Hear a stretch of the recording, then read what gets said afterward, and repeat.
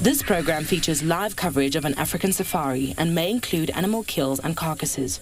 Viewer discretion is advised. Good afternoon and welcome to your sunset safari of today.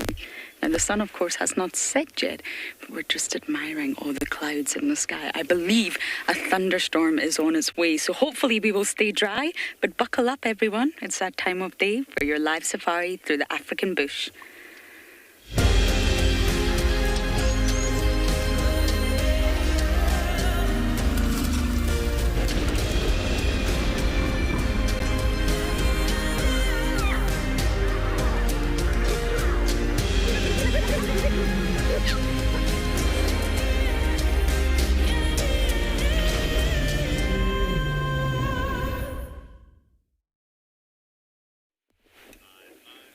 Welcome everyone. It's an absolute pleasure to have you here. It's a very hot and sticky afternoon. One would call it humid and not so pleasant to sit in. But something is rolling in, so we're just admiring these extremely dramatic skies off in the distance before we begin our bumble. My name is Lauren. I do have Davi on camera once again. And we have lots of plans for this afternoon. Davi's dancing. I'm not sure why. Why are you dancing, Davi? And we're going to drive past a hyena den. And just because, well, you never know. And then we're going to head to Chitwa. Steve found 2 leopards this morning, so I think Davi and I are going to find 3. How does that sound? Anyway, back to the weather. It's 33 degrees Celsius and 92 degrees Fahrenheit. So it's hot, just extremely humid. And of course, this is your live safari, so please do talk to us. You can send in your questions using the hashtag WildEarth on Twitter. You can use @FC on the YouTube chat. And if you're under 18, you must talk to us. That's a rule. You must. Please email us your questions, kidsquestions@wildearth.tv. Or you can actually register on the Wild Earth website. You head over to the live safari page and you can submit your questions there. Lots of different options for you. People love options, don't they? I am just going to... Very humid. This is more Asian climate than African, I would say. Normally it's quite dry out here, but I have to say it's very humid today. So we're going to bumble on and see what else we can find. Now, I don't know if this is still the after effects of the cyclone. As many of you know, we were hit with the after effects of a cyclone, or if this is just normal summer. Summer in the low veld brings lots of thunderstorms. It's completely normal, and it's all to do with different pressure systems. Now, climates in South Africa are affected by 2 different currents, 2 different oceanic currents, latitude and longitude. That's the 4 different sort of factors that will affect your climate. And of course, once summer comes along and all the different pressure systems are moving in from different oceans, that brings together, well, a convection cell, which means you get thunderstorms. Lots of rain, lots of thunder, lots of lightning, and that's why summer is so green, at least out here in the low veld. So I'm not sure what we're in store for tonight, but Steve does say there's going to be lots of lightning. So, well, let's believe Steve. So as I bumble towards the hyena den, we are going to send you off to another location.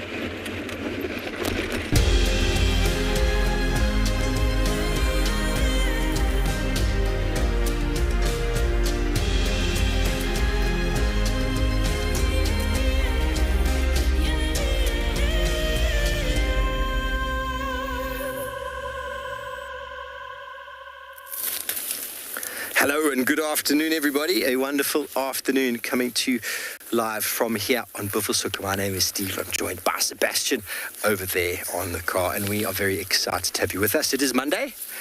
The weather is hot with a capital H, and I'm going to try and delve into some medicinal plants today. Now, I was asked a very wonderful question by a young boy the other day, by Ruben. Ruben from Chicana. He's one of the landowner's sons. And he said to me, why are the elephants destroying the farbworm, which is the Terminalia sericea, which is this one. Why are they destroying this tree? And at the moment, there's enormous amounts of elephant damage on this specific tree. And I'll identify the tree for you. I'll show you a lot about it. But what's very interesting about it is its habitat and what it indicates.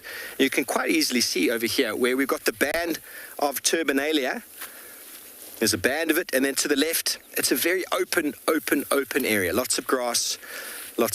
And so essentially what this tree indicates is a seep line on sandy soil. So what is a seep line? What does a seep line mean? There's a couple different types of seep lines, but specifically here in the granitic soils of Djuma, the seep line is where the sandy soil meets a clay layer. And what that happens, what that causes is where the water runs into the ground from the top here. It runs into the ground and it goes into the sand, and then it hits the clay and then it pushes up. If there's enough water, it will actually push up. If there's not, you won't see anything. This time of year, we talk about the seeps. We talk about where we can drive, where we can't drive. Seep line activity now is very, very, very strong. So we'll show you some of those. And the Terminalia sericea band is a very good indicator of where that is. So in the dry season, you can see where the trees are growing. In low rainfall areas or periods, you can see where the trees are growing, but this time of year we'll actually see physical water coming out from the ground. So we're going to talk about this tree, why it occurs where it does exactly, and detail some of the medicinal properties, and then maybe we can elaborate on why the elephants are eating it right now. How does that sound? But at the same time, we're going to find you some animals, and the animals are also feeding around the seep lines. Yesterday we had that herd of buffalo just around the corner feeding in the seep line. The elephants are feeding in the seep line. There's lots of water, lots of moisture, and nutrients being washed from the top go down into the sand and it pushes up with the clay. So this grassland that we find just below the seep is quite nutritious and also generally devoid of most trees, because many of the trees can't actually grow inside the moisture that occurs there. So you often get these open bands, and if not managed correctly, those areas can be eroded quite heavily and can be encroached if they're not managed correctly. Because a seep line that's not managed correctly doesn't get the same moisture that it comes normally, and so you'll see a complete change in the ecology. So watch this space. We're going to be dealing a lot with the Terminalia sericea this afternoon, and while we get on to our next area, we'll send you over to Anbion Pinder.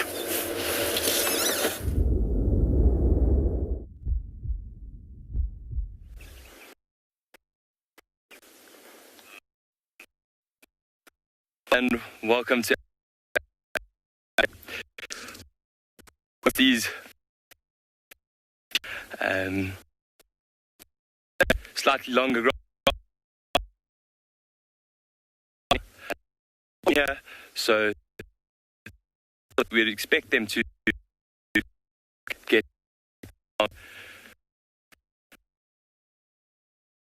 they barely possible would be. Welcome back. Sorry about that. We haven't gotten very far along this road. I know that the buffalo were sort of in this area last night, or should I say this morning. I had them just on that side of the hill, and I heard someone call them in around Kaiki Piring clearing, which is sort of this area here. We'll just see if we can pick up on them, and then I'm going to harvest. You see how over here, these are not that fresh, but on this side, these are pretty freshly damaged Terminalias right here. They're pushed over by elephants. Why are they pushed over? Well, first of all, they're in the way. Elephants might be trying to get to the nice nutrient-rich grass underneath. And there's lots of nutrients in the plant itself. They like to feed on the leaves, the bark, and the pods. So I will be harvesting from trees that have been damaged and been pushed over already, because I feel that that's the best way to do so. From an ecological point of view, only need a little bit of the medicine. We don't need to damage too much, but have a look as well that these trees are pushed over, but yet are they going to die? Let's have a little look. I don't think they're going to die. They don't even look like they might not have even been from this year. But in saying that as well, when the seep line gets full, the ground here gets quite soft. So the ground here is actually, look at that, very sandy soil, very, very sandy. So this is occurring where the sand, and then just underneath somewhere is where the clay layer hits, and that's where the moisture comes up. So these trees are a very good indication of exactly that. So this tree has actually been snapped at the base, at the roots, which is quite incredible. An elephant just went broken. And he was probably just walking through here. Another one broken here, another one broken there. Really didn't require too much energy for an elephant, but the wood is very heavy and very, very hard. Okay, well, we're going to carry on. I've got some wood for me now, and we'll send you back over to Juma and Lauren, see if she's had any luck with the hyenas.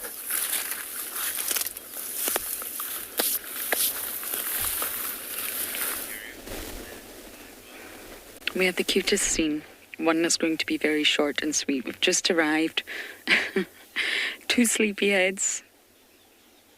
I don't think they realise how much I've missed them, but no adults, I'm afraid. So we do have Corky's daughter on the right, who is looking more and more like a hyena. It's terrifying. And I don't know if it's Ngwazi or one of Heart's cubs on the left, I'm afraid. I'd need to see them stand up. But this is obviously what happens during the day. It's hot, it's sticky, it's humid, so they come out of the den, but they still need to sleep. They are nocturnal after all. So they will spend their night times being busy, and, well, during the day they sleep. If you can imagine, there's 6 cubs that we know of in there. It's going to be very hot, very smelly, very sticky. So that's why they come outside and they sleep at the entrance. But because there's no adults, as many of you know, we leave. We're allowed to come, we're allowed to check, we're allowed to assess the scene. But then if there really is no adult, it's sort of our professional etiquette and our responsibility to just leave. We don't want to encourage cubs to come out. Ravi will give you a little view as we drive by. Bye, guys. Yes, you don't want to encourage the cubs to come out, and be very responsive to the car and playful and leave them vulnerable to any predators. At least if there's an adult around, like Ribbon or Heart or Corky or June, they will chase away any threat. They'll stand their ground. They'll look after their young. But if the young are out playing with us while there's no adults, it's just very irresponsible, and it goes against our code of conduct.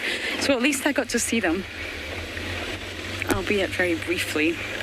But there's lots of promise around Miss Intima. So that is Philemon's den number 3. And I'm quickly going to point out, or actually it's completely overgrown, but this is Philemon's den number 2, my favourite one. The largest one, and this is where the clan started out. Believe it or not, this huge termite mound was once their den. I absolutely love it. I think it's great. And Ribbon used it. This is where Davy and I first found Ribbon with their 2 bundles of joy. And then Heart used it. So I wonder, I check it every single day because it's in very close proximity. They're both on the same road. And I check it every single day just in case Intima's maybe there. I wonder if she has got cubs. I mean, she's got very pronounced mammary gland. She's definitely pregnant or given birth. So that's my mission in the next few weeks, to find Intima. So I'm going to keep bumbling south, and for now, we're going to send you across to Pinda to say good afternoon.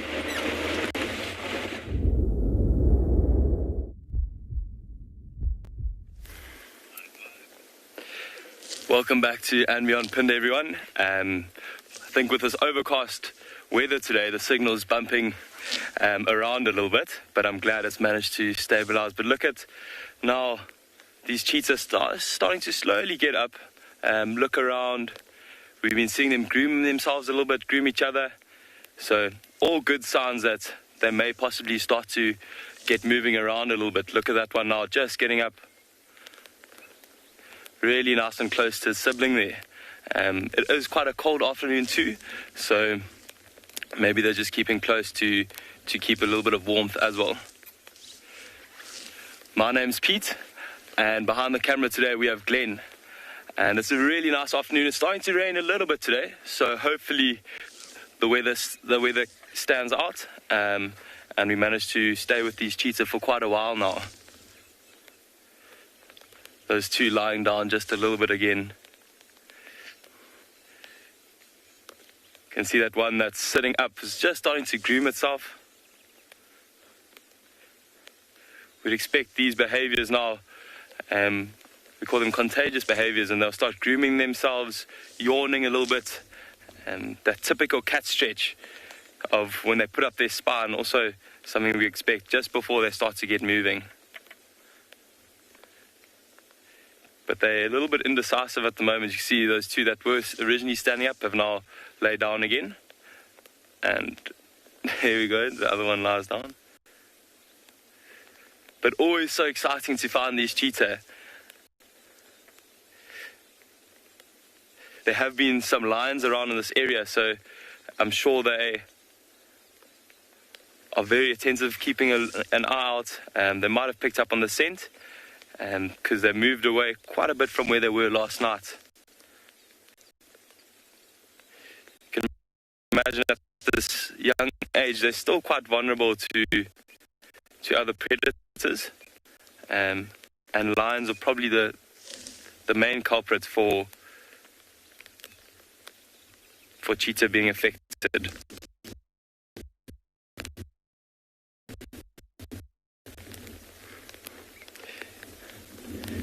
Especially these cheetah not having their mother around, they haven't quite gained that experience yet of knowing the dangers that are out there. Look at that next one, just getting up slowly.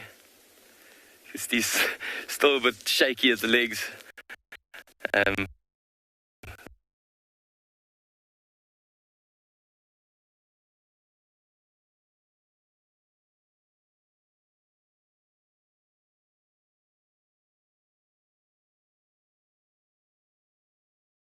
It almost looks like that one sat right on its sibling's head there.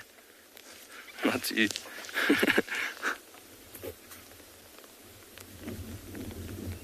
Oh no, on his tail.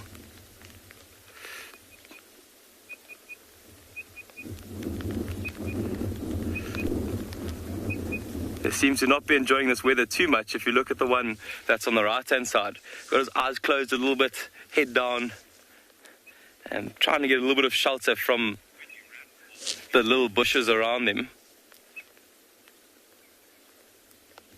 But we're going to stay here for a little while, see what they get up to, and hopefully they start moving around in the next little while.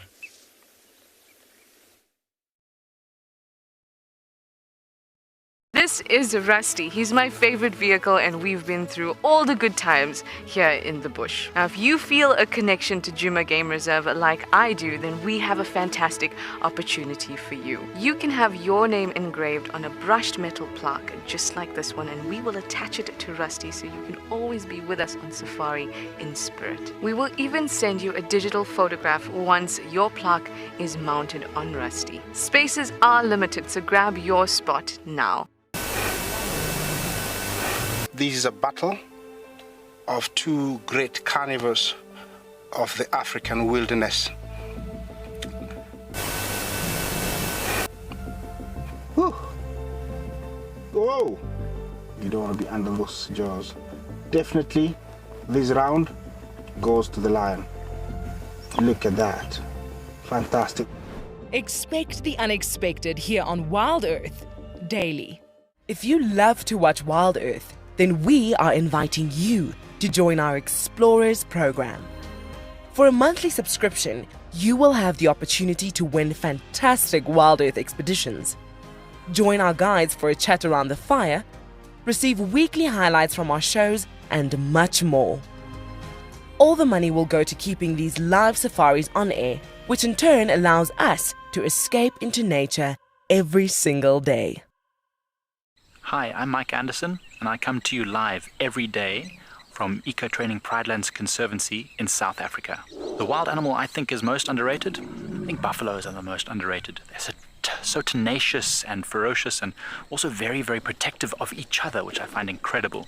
You know, sometimes people think of the big five, they just think of lions and leopards and other big animals, but I think buffaloes are pretty underrated. Catch up with the guides daily here on Wild Earth.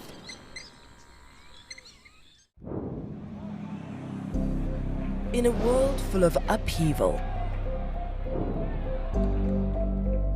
we all need a quiet and safe space to breathe.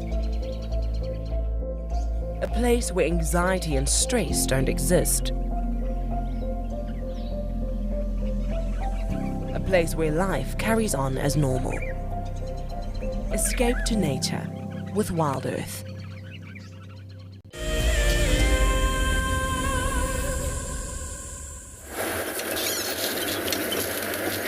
Welcome back, everybody. Well, I'm not sure if I'm going to be able to find these buffalo. Have a look at this swathe of grass here that's been pushed down on my right-hand side. Looks like a flood. Looks like a flood of water. The buffalo tracks are all over here. We're on Buffelshoek. We're just outside of Harderquil camp. And the buffalo have walked towards the pan over here. So there's a watering hole outside. We're going to go have a look if they have crossed. I'm not sure if we're going to dip though in a signal when we go through here. But it's possible. All heading that way. Are they in the shade right here? Or are they on the other side? If they've gone to the other side, we're going to have to turn back. So we're getting a little bit too deep.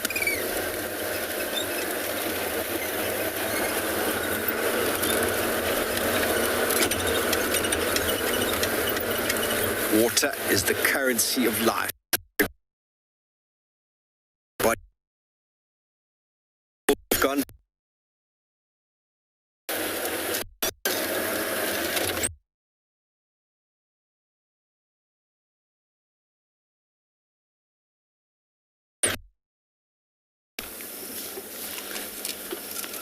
Right about the sun is warm. I don't hear any buffalo. Hopefully they've hit the water and gone back east. I'm just going to go over the wall and have a look to see where they've probably gone, but I think they would have gone back that way. Let's have a look, shall we?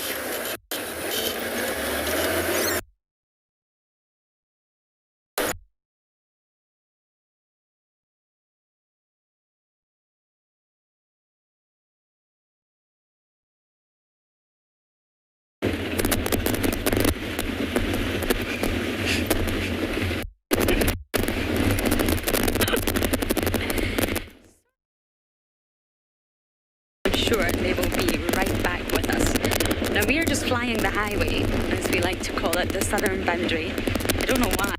Southern boundary is my absolutely favourite boundary. It's not a good road. I just love the information you can gather, and we are headed to Chitwa. Don't come to.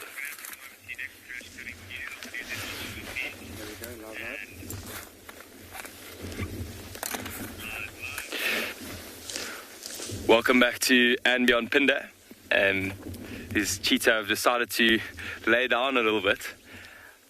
I think with this little bit of wind and still quite cool, they possibly just want to keep warm from each other. You can see they're all lying really, really close to each other.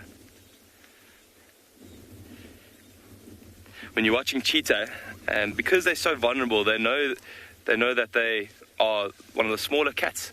So often you'll see one head pop up and scan around, and they take turns to do this. One will look up and check the surroundings, make sure there are no predators approaching, and it'll be every couple of minutes. And with 5 being around, you can see that one just on the right has not just popped his head up. Just a little look around. Smell the air a little bit, see if they pick up any scents, and then head back down.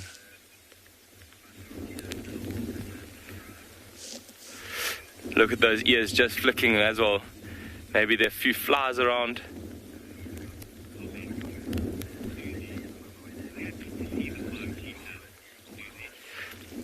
Yeah, thanks, Susie. I am very happy to see them as well. We were a little bit worried last night because only 3 of them were seen, and there were lions in the same area, so we thought, oh no, the lions possibly might have caught 2 of them, but this morning we found them again, and all 5 are back together, so it's a very big relief.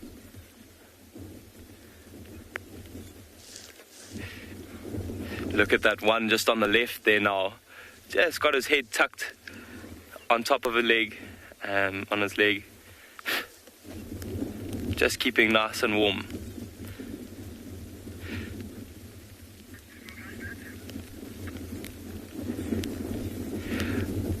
I love watching them as well. If you just look at that one that's on the left, you can see that long fur still on the back of the neck. Just shows their youth quite well.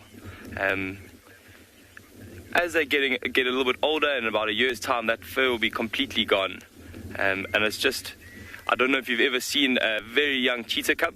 They've got that mane that runs all the way from their head down towards the base of their tail. And it just helps them camouflage really, really well when they in that initial denning stage.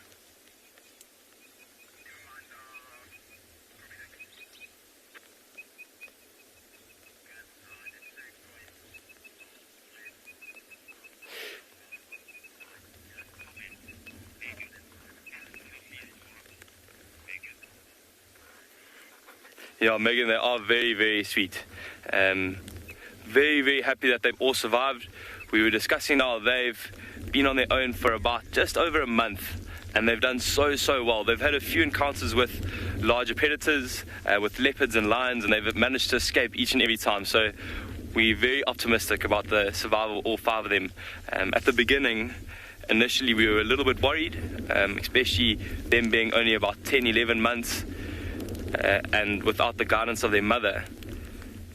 We're a bit concerned that they weren't going to be able to do as well as they've been doing, and they've been catching their own prey and managing to actually get around a large portion of the reserve. They're just starting to explore quite a lot more now, learning their areas, their territories, where they'd like to have their home range.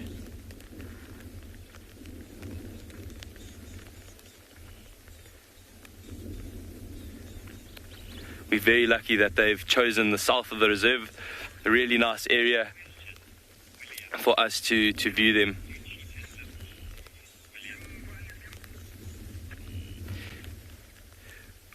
William, they will live for just over 12 years in the wild, and captivity a little bit longer. But also it just depends on the type of area that they're in, and just the pressures that they're under. Here we have a lot of predators around, so when the cheetah get a little bit older and they start to get a bit slower, it's really hard for them to keep away from some of the larger predators. The one on the right just putting his head up again, he seems to be the most attentive, the one that's most concerned with what's around. You can see those sleepy eyes still.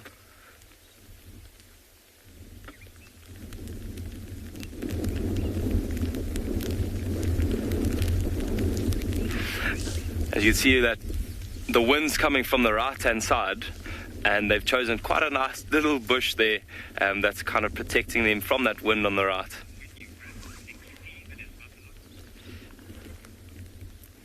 So we're going to sit here for a while, see if they start to move around, and we're going to send you off to Steve, who's got some much larger animals.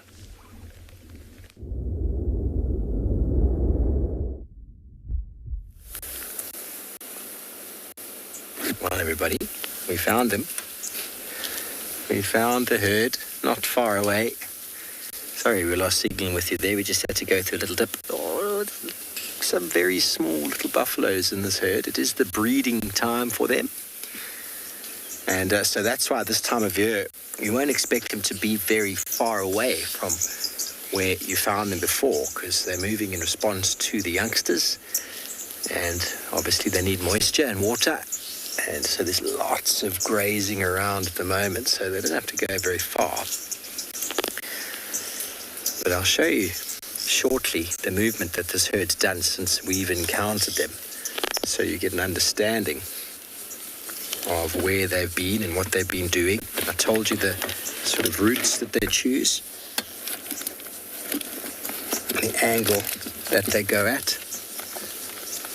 I'll show you the sustainability of the vegetation, and here in the shade, this lady here, if you come back towards us, you'll see how they flattened all the grass here on our right-hand side. It's not only the eating that they do, it's also the trampling effect that they've done by lying here.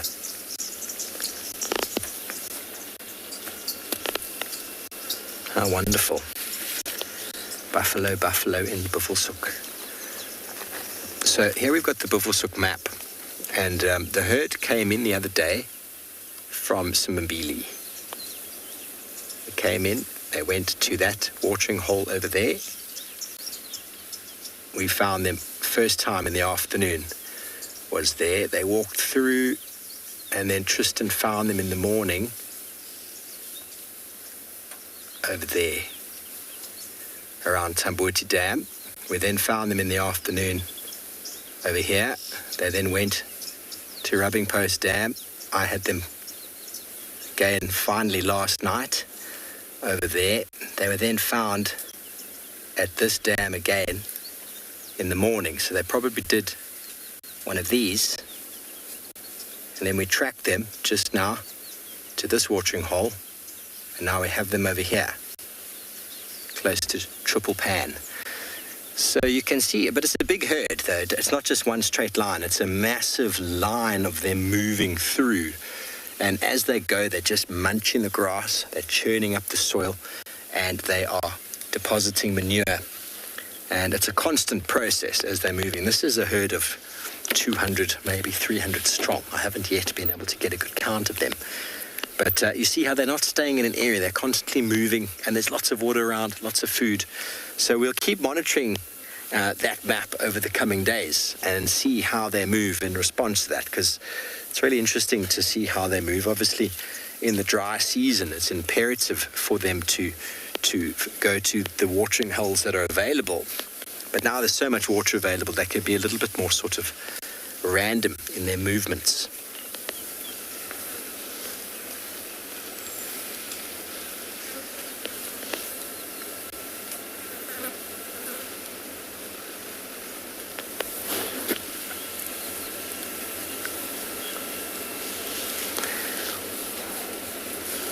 I mean, I know, Lisa, in India there's the water buffalo. This is called the African or Cape buffalo. Then I think the bison is also sort of regarded as a buffalo in a way. I don't really know. I don't know what other buffalo species there might be. They are a bovid. So all of the domestic... You see this lady there? Well, the young boy there, he's got an itch in a very hard-to-reach place. Oh, yes. That's what you do. How many times have you walked in and found your husband or boyfriend or someone you might know and love scratching their back against the wall? That one was getting very hard to reach places with that stick. So I don't know. I mean, all the domesticated cattle that we have in the world today have all originated from many, many years ago. We're talking about 10, 12,000 years ago. Originated from some form of wild cow. And the buffalo is a wild cow, everybody. It's a wild bovid that has never been domesticated. And there's a lady and a gentleman. Bless you. There's a gentleman behind. You can see the difference quite clearly in the horn structure, can't you? In the boss versus the no boss. The younger boy and a much younger boy. They're all very interested. And yes, indeed, they've all gotten slowly getting up, and they're going to head back down towards the watering hole we were at before. Either there, or they're going to go to Triple Pan, which is just up ahead of us. They won't be going very far, that's for sure.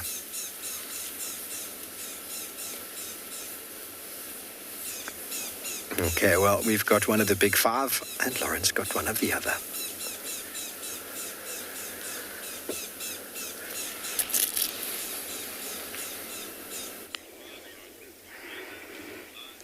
Indeed, elephants. Loxodonta africana. There's some Latin names that I just can't forget. They never slip my mind. And of course they all have meaning. The big teeth of Africa. The big teeth referring to the tusks, of course. Now we're very close to Chitwa Dam, so I'm hoping that ever so slowly the elephants will head down and start well, drinking or splashing or swimming or whatever they wish near the dam. Now, talking of Latin names, there's different classifications of animals, and you break them down in different ways. And this is, well, the subject of taxonomy.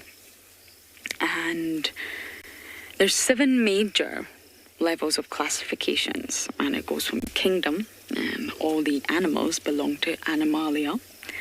That's simple enough. To phylum, to class, to order, family, genus, and in species. You can then go even further down and break it into subspecies, but that's the sort of 7 major classifications of animals, and that's what you first study when you learn things like zoology, because it's important to know how all the animals are connected. Now, I'm going to throw out a quiz for you, something I've just learned. It's possibly common knowledge, but I've just came across it. There's actually a new phylum of animals found, I think around 2016-17, so a few years ago now, in the Greater Kruger National Park that has never been discovered before and never thought to be present in the Kruger Park. So, the phylum that elephants belong to is Chordata. We also belong to that. Chordata means have a backbone. I'm just going to try and reposition just a little bit.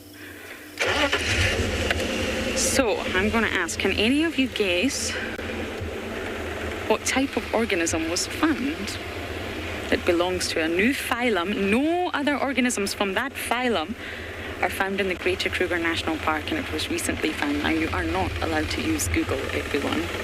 Google is banned, and every other search engine that you may come across.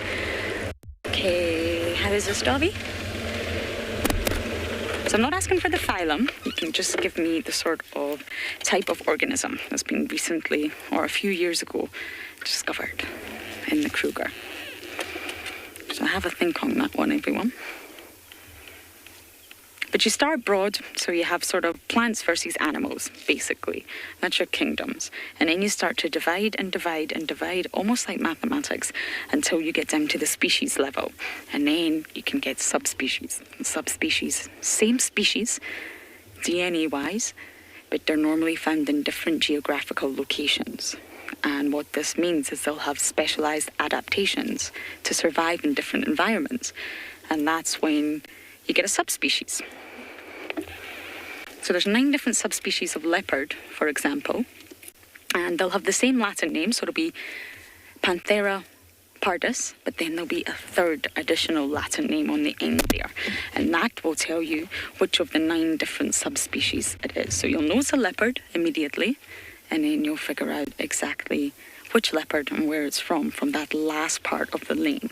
So the minute you see a 3-part Latin name, you know it's a subspecies and not a species. And when you see a 2-part, you know it's a species. So that's like Lauren Arthur versus, well, Lauren Sarah Arthur. And then you can figure out Lauren Arthur would be the species and Lauren Arthur would be the subspecies. Okay, there's actually more Ellies down here, Dobby. They look dark, and what that means is they look slightly damp, and when they're damp, it means they've already been to the water. We could have missed a pool party for this lot.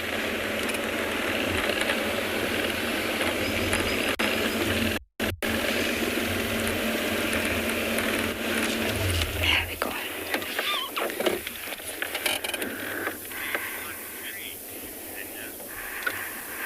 Linda, you're asking, do elephants have a favorite type of tree? For what? Have to be more specific. For pushing over, I think Steve has already touched on that, so I'm going to go for eating. Yes, they do, but their diet changes so dramatically from summer to winter. Especially in this environment, especially in the low veld. So in the summer, their diet mainly consists of grass. Lots of different grass species, sort of more palatable, nutritious ones, elephants favor over sort of trees and branches. But you'll see elephants ring barking a lot of trees, and marula is a very common one. Not only do they love the marula fruit, as we all do, they also love debarking it. And sometimes they can strip bark, or they can ring bark. And ring barking is worrying. That can actually kill the tree itself. Strip barking, not so much. So the outer bark is what you're looking at right now. That's actually dead. That beautiful marula bark that looks like someone's taken a big ice cream scooper and scooped up. Oh, there's a butterfly, Dobby. Do you see that on the ground there? I think it's a guinea fowl. My first guinea fowl of the season. Just above that stick. Let me see if I can direct you. Just, yes, Dobby's on it. To the right, to the right.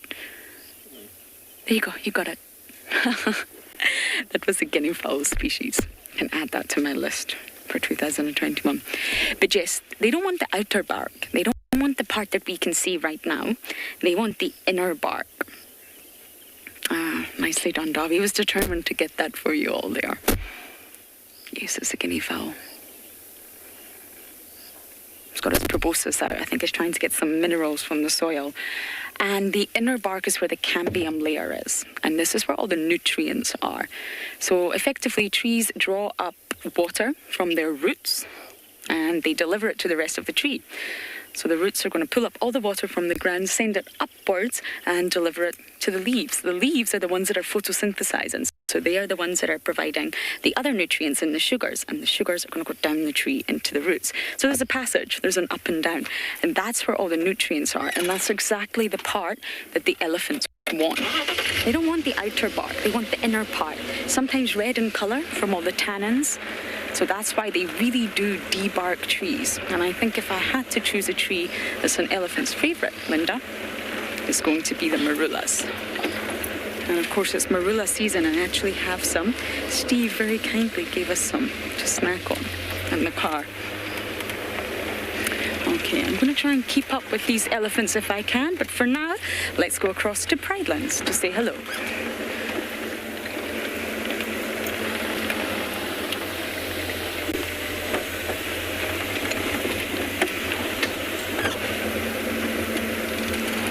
You're not going to Pridelands.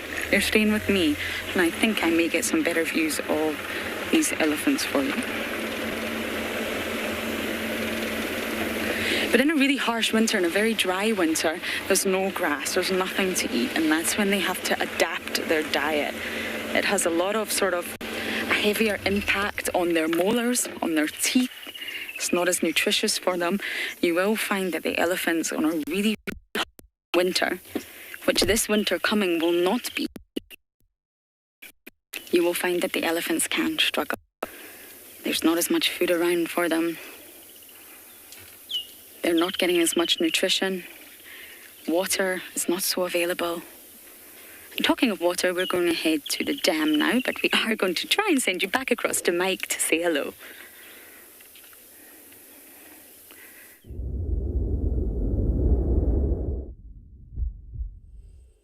Tense moment to wait for this apex predator to capture its prey. Well, it's already captured its prey. Just waiting for it to act upon that. It's a butterfly which has just gotten caught in the web of this golden orb web spider. Just saw it now as we were driving past and wondered if we waited along a little while, maybe it will go and grab its prey. Anyway, my name is Mike Anderson. Behind the camera is Gert, and you're joining us at Eco Training Pridelands Conservancy. Yeah, where we're just driving around an area we don't drive very often. As you can see all around us here, it's very grassy, very thick. It's not an area we come often, and I'm glad we did, because we did come across this really awesome golden orb web spider, which I'm going to have to maybe help Gert a little bit here, because it is very well hidden in the grass. It's right there, Gert. It's very, very difficult to see. I'm sure you can all see it. There you go. So it's this golden orb web spider. I'm not exactly sure which species it is, but this is probably a banded-legged nephila, or banded-legged orb spider. You can see it's very colorful and bright. It's a young one. It's a female. It hasn't had much food yet, and you can see its web is quite damaged. It's probably been getting quite a lot of large prey flying in and through its web, so perhaps not yet managing. But if you can look on that web, you also see lots and lots of fluffy bits on it. I suspect there's been quite a lot of butterflies being caught on this web, and when they flutter around, just like this blue pansy, as they flutter around in the web, they leave their furry covering on their wings. Interesting. I'm so surprised. That butterfly is still alive. It was flapping its wings just a moment ago when we first... Oh my goodness, I'm being bitten by some sort of a creature. It was fluttering its wings as we first arrived, and it sort of stopped. I'm not exactly sure why it stopped fluttering, but maybe it's because it felt the spider approaching and thought maybe if it stays very still, the spider won't see it. And you can see there's another insect there. There's a fly of some sort. It looks like maybe a horse fly of some sort that was also caught some time ago, probably. It hasn't been wrapped in web. Quite confused as to what's going on here. Normally, as soon as they capture their prey, they'll either consume them and then cut them out of the web and drop them, or they'll consume them and then the husk will get placed on a trash line, of which the spider doesn't really have too much of a trash line. But to be honest, its whole web is basically falling apart. So I'm not sure what's happening. Perhaps this spider is about to go into, I don't know, starvation. Maybe it's laying eggs or it's laid eggs. I don't know what's going on. Quite strange. It's also damaged, the spider. You can see it's only got, looks like 7 legs instead of 8. I suspect maybe it might even be about to go through a bit of a shed. And when they shed, the limb that was broken off will re-emerge underneath. It's growing underneath in its body.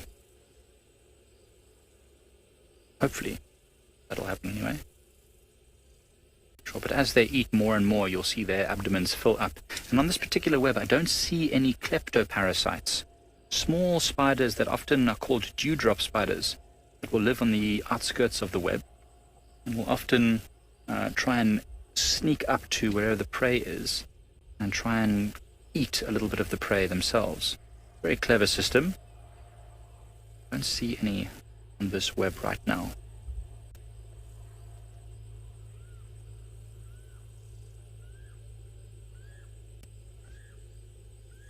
You can see that guideline there, very stiff and very strong. You know that these particular species of spider does make one of the strongest materials in nature that's known to mankind. And it's not strong like in its rigidity, it's strong in its tensile strength. It's flexible, but very, very able to withstand lots of forces. In fact, that small piece of line that you can see at the top left of the screen, if I was to take that small piece, I won't take from the spider because its web is basically falling apart anyway, but if we found an abandoned web or a web that maybe as we're driving we accidentally damaged it, happens sometimes, I'll take a small piece of it. If you fold it 3 to 4 times, it becomes strong enough that you couldn't, with all the strength that you have, break that piece of spider web, so that's pretty amazing. And I love this time of year now, because there are so many of these spiders, and in fact we've been seeing so many different arthropods, and also so many different reptiles. We've seen so many snakes in the last few days. So it's really the season of plenty. You know, with all this humidity, this rainfall that we've had, you can see how green everything is. It means that there's abundant life. It's really a time of plenty for a lot of things.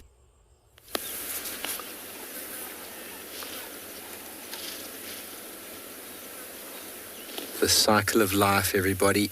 We have just caught the end of a buffalo birth. There's the mother eating the placenta. If that's a bit off for you, look away. But it is all part of the process. That is the placenta that she's re-ingesting. And there is a brand new little baby behind her. Oh my goodness. Can you believe it? Now, I was talking before that the herd doesn't move that far because the youngsters, so that's another reason why having babies this time of year is beneficial, because they don't need to move very far. There's lots of water, lots of food, and look at that. Isn't that incredible? Now, 2 years ago, Sebastian and I actually filmed a live buffalo birth at Chitwa. And see how she's very observant. She's very observant to what's going on. This is a potentially dangerous time for her and her baby specifically. There are lots of herd members around. That baby needs to walk. Go, little one. My goodness.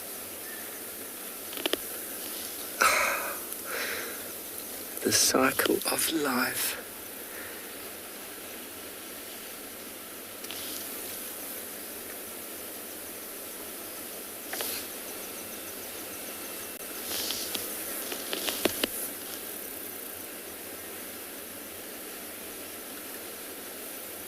Isn't that amazing, everybody? It takes him about 15 to 20 minutes to stand up. So she timed it just right because the herd was all still resting when we arrived, and since then they've all decided to get up and to start moving away to probably go and drink. And she doesn't want to be left behind, of course. She will stay with the baby, but often herds will actually stay. The time Seb and I saw the first birth, the herd sort of we're like, what are they doing? They're all hanging around. They don't leave. They normally leave the water, and they just stood there. She gave birth, and they all stayed. Very, very special. Ah, my heart. So obviously her ingesting the afterbirth is a way of regaining important nutrients that she's utilized in sort of the pregnancy process.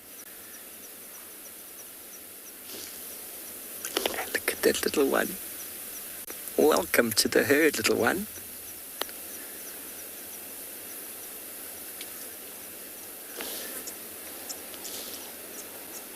Judith, absolutely beautiful, isn't it?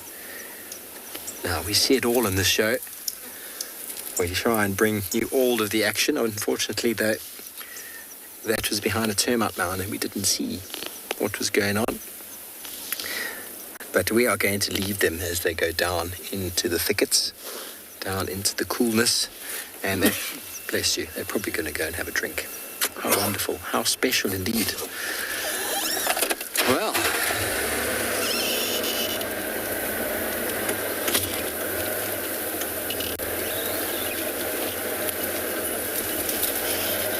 she's still staring at us over there. Still making sure we're not any threat. Don't worry, Mama. We are not any concern of yours.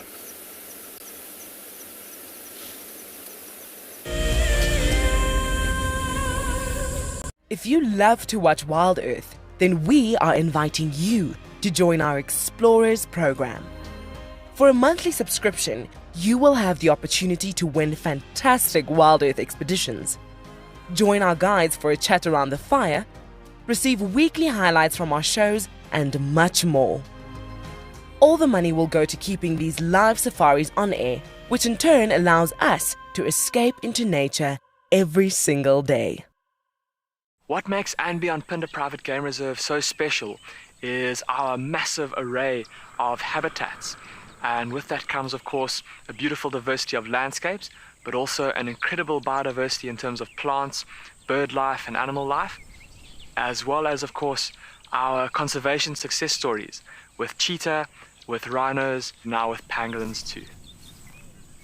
Catch up with the guides daily here on Wild Earth. It's no secret that nature can heal. Some of our Wild Earth viewers are finding solace in the outdoors close to their homes during lockdown. This is how I keep myself busy during lockdown. Beautiful little jumping spot. I love walking in the open spaces near my home. Provides a moment of peace in a crazy world. This is my fire escape with some of the birds I get to see. That's what it's like in New York City during lockdown. Being in nature helps me to cope with the challenges of life and helps me to be humble and grateful. It's magical watching everything turn into a winter wonderland as the snow softly falls. Been doing lots of walking, dog walking, outside at parks. This is my Ridgeback Drake. Our little slice of paradise is a provincial park called Hopewell Ross. Connecting with nature is critical to stay positive during these tough times. Wild Earth encourages you all to find time to escape to nature. There is clearly something in the vicinity around you that's drawn their attention. Yes, that meerkat in the tree is just the coolest of cool meerkats. But watch how he battles when he comes down. That would be like me climbing a tree, just better.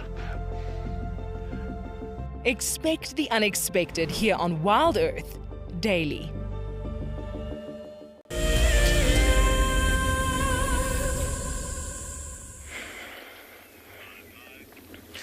Welcome back to Beyond Pinder, where we're still just sitting with these cheetah. The rain has stopped a little bit for a little while, and a few of them are starting to groom themselves a little bit again, which is always a little bit exciting. You can see that one's just got its head up, just rubbing it in the grass a little bit, maybe got a little itch. But boof, head back down now.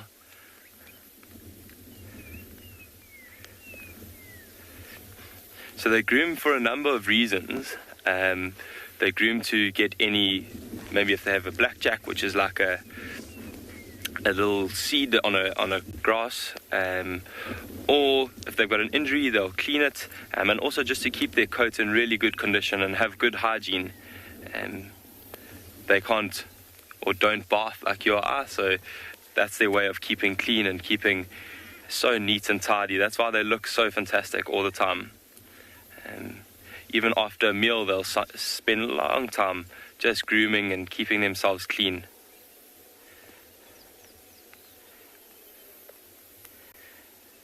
You can see that end of their tail just flicking around there. That's also just a sign of content, and they're very, very happy with where they are lying in this lovely grass. Must be quite comfortable, and we've had a lot of rain around, so it's not quite rough like it is in winter. Nice and green and luscious, so almost like a mattress for them.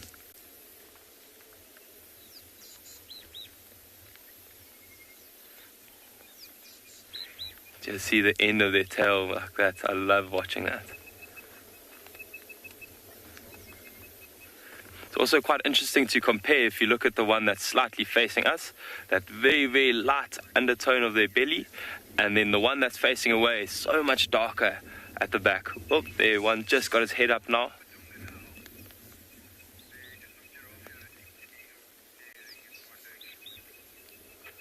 Just grooming, and often you might see them biting on their claws, and they might be just pulling out any ticks or something that they have between their toes, also maybe bits of mud.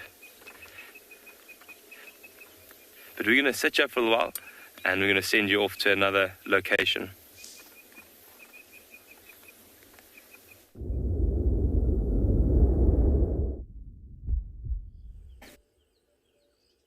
So we're having a bit of a creepy crawly safari. So I know that you were just talking about ticks being pulled off the cheetah. Now we found another spider, although this one's an even creepier looking spider, I think. So if you look just over here, I don't know if you can see, just over there's another spider. It's also part of the Orb Web family, but this one's a garden Orb Web. And the difference in this spider, I know it's moved slightly now, so the angle is not quite as great as it was, but the body is flattened, not like a tube, but more like a kite. And this spider also makes massive orb webs, and it's very, very colorful. This is also a female, very large. You see there's an ant that's bothering it at the moment. It does not like this ant. Remember, ants can sometimes spray formic acid, which is not comfortable at all. And this particular spider is very, very shy. It almost always moves away whenever it gets bothered by something. And now, we talked on the last spider about something called a kleptoparasite on the golden orb web spider. So now, this web from this spider is actually across this road. And now, as I mentioned before, often when things are across roads, these are game paths that get used. And so this spider, although you can't see that, has made something called a stabilimentum, which I'll point out to you in a moment if we can change the vehicle's angle a little bit. But just over here, can you see that, Gert? Just behind or just in front of my finger, be very difficult for you to see. Maybe if I do that, it makes it a bit easier. That little tiny arthropod is called a dewdrop spider, and that is a kleptoparasite. So this little spider is so small and light that it doesn't cause any vibrations on the web, and so when the large garden orb web has caught something big, like a moth, like what we saw before, this tiny little spider that's now on the move will creep slowly on the opposite side of the web and start sucking some of that the prey's body fluids out without getting the attention of this large spider that will chase it and eat it as well. And it's amazing. It's got a silvery coloration, which makes it look just like a dewdrop on this web, which is where its name comes from. And that's really, really cool. Really spectacular. And there's not just this one spider. There's other spiders all over this particular tree. And now what spiders do and why there's so many on this particular sickle bush is because when spiders are very young, to disperse from the natal web or the mother's web, what they'll do is when they hatch, there'll be hundreds of them on there, and they'll let out these thin streams of silk that then catch in the wind, and it's called kiting. And that little spiderling, I think that's what you call, yeah, spiderling. Maybe help me out. Is it a spiderlet? You guys let me know. But anyway, they will float in the wind and land on another tree somewhere. And obviously, if the wind is blowing in one direction, all the little spiderlings land on the same tree, and then they'll start to disperse from there. So there's 2 or 3 spiders on this tree. But it's amazing. So what I'm going to try and do now is just move the vehicle slightly so I can show you the stabilimentum, which is a really awesome thing that this spider has, which helps it to avoid being damaged by other animals as they walk through. Okay, 2 seconds. I need to do a bit of fancy footwork here. It's a little bit tricky. Okay, let me just drive the car back a tiny little bit. And Gert, I'm sure you'll be able to see what I was pointing out there.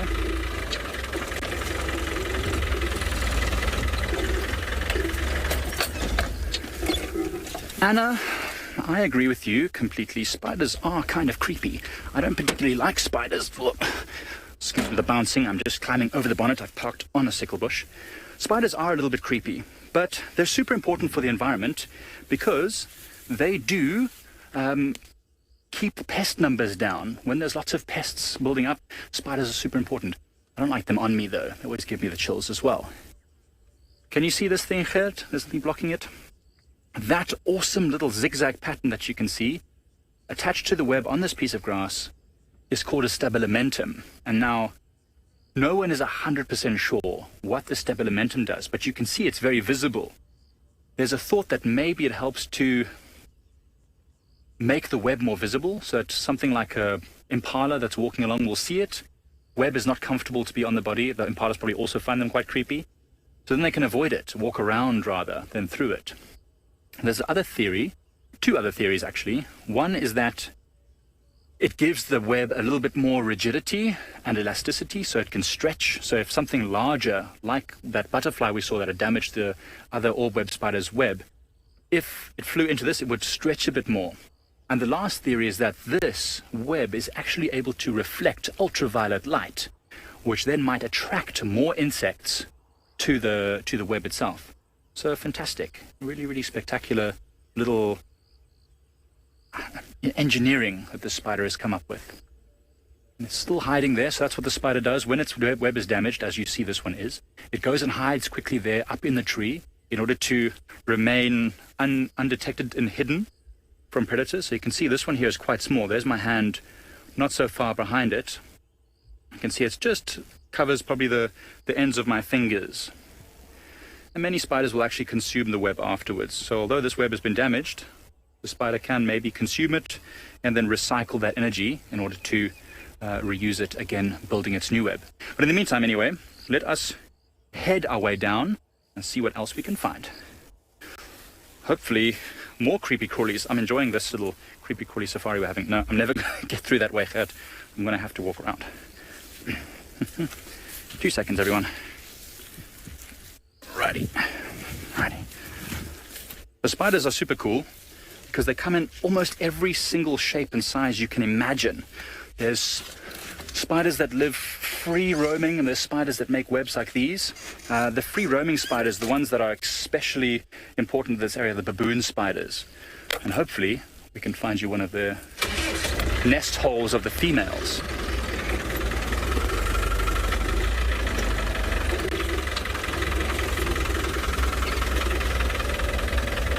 Right, so in the meantime, whilst we drive off, we'll send you off to one of the other locations to see what they're up to.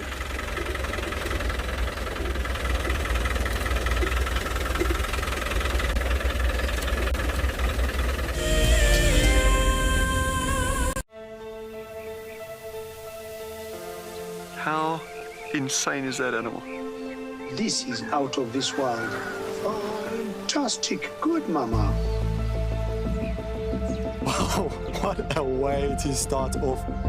Just such an incredible privilege to be out here. It just keeps on delivering. There you go, there you go. Heart is pumping right now. 3, 2, 1. You are live, you are live. Look at this, everybody. We've got a live kill.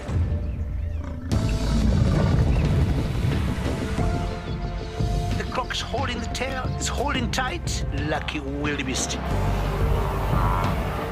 There's nowhere to go. This is a disaster in the making.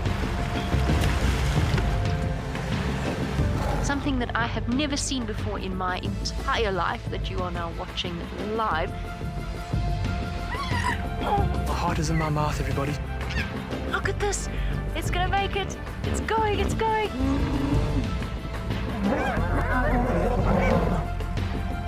This is just too magical. Hi, little guys. That's great, isn't it? Look at that. Scuba Steve has got a friend. You've got a friend in me. It couldn't be a better morning. This is just too special. Oh my goodness, we've got a turtle. How epic is the fact that we're coming to you live from the Chobe River? It's the most incredible feeling to be here. This is live, and we're in Rwanda. This is a very, very different adventure, charged with emotion. I did not think I would ever face my fears like this. Looks like it's a very difficult climb because every time it tries to climb, the ground is breaking, so it slides down. But it's the only one. Look at that. That is the call of desperation with a cub. It's like, what are you doing, mommy? Oops. Oof. Expect the unexpected here on Wild Earth daily.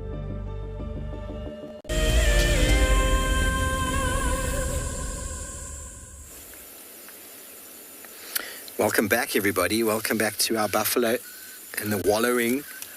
And we had a lot of questions yesterday and a lot of requests for wallowing buffalo. And here we have got some wet boofs.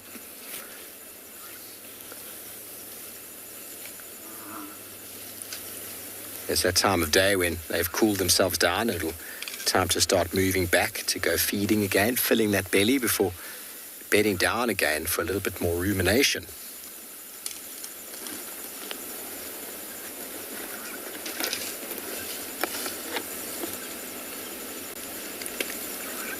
You see the fellow at the back there? He's coming with something in his ear. Let me move back. I can see him. He's got a little bush in his ear. Oh, he's going to be behind the bush. This is called triple pan up on Buffelshoek. Let's see what he's got in his ear there. Here he is. Hello. He's stylish, everybody. He's stylish, this fellow. He's lost his tail. He's got some lion activity on him. He's definitely a soldier. So lions will often eat the tails off of buffalo when they're trying to pull them to the ground. But I suppose losing your tail and your life staying is an okay sort of compromise.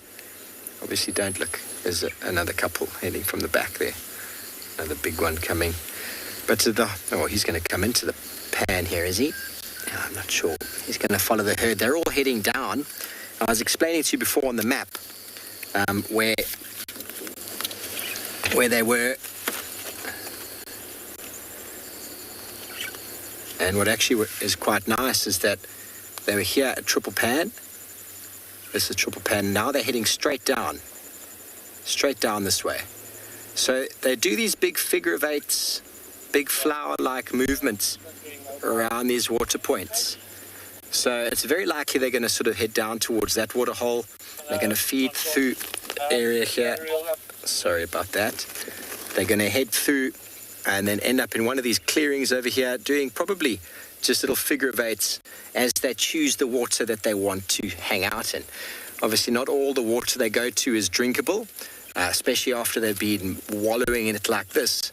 As we'll see now, this big fellow who's coming from the back, he's going to come down to this water hole. Is he going to go in and drink, or is he going to wallow? What's he going to do? He's trying to... Where did everybody go?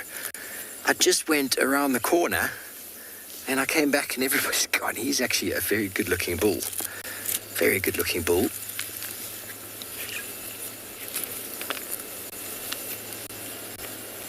Can you imagine, you've suddenly got 300 of your mates around the corner. You just go away for just a private little moment and you come back and they're all gone. Who's ever had that before? Let's move up and get him from the front. Who's ever had that before? You're at a party and you just went away for 5 minutes, come back and everyone's gone. All you hear is crickets. Click, click, click, click. Click, click. Never. It's never happened to me. He's being shy. Okay, well, we'll follow these buffalo down the road. They're heading south and head back down towards the other watering hole. And then, seeing as we've had some good time with the buffalo, we're going to start dissecting and finding you some medicine. And in the meantime, let's send you over to Mike, who's enjoying a spot with some insects.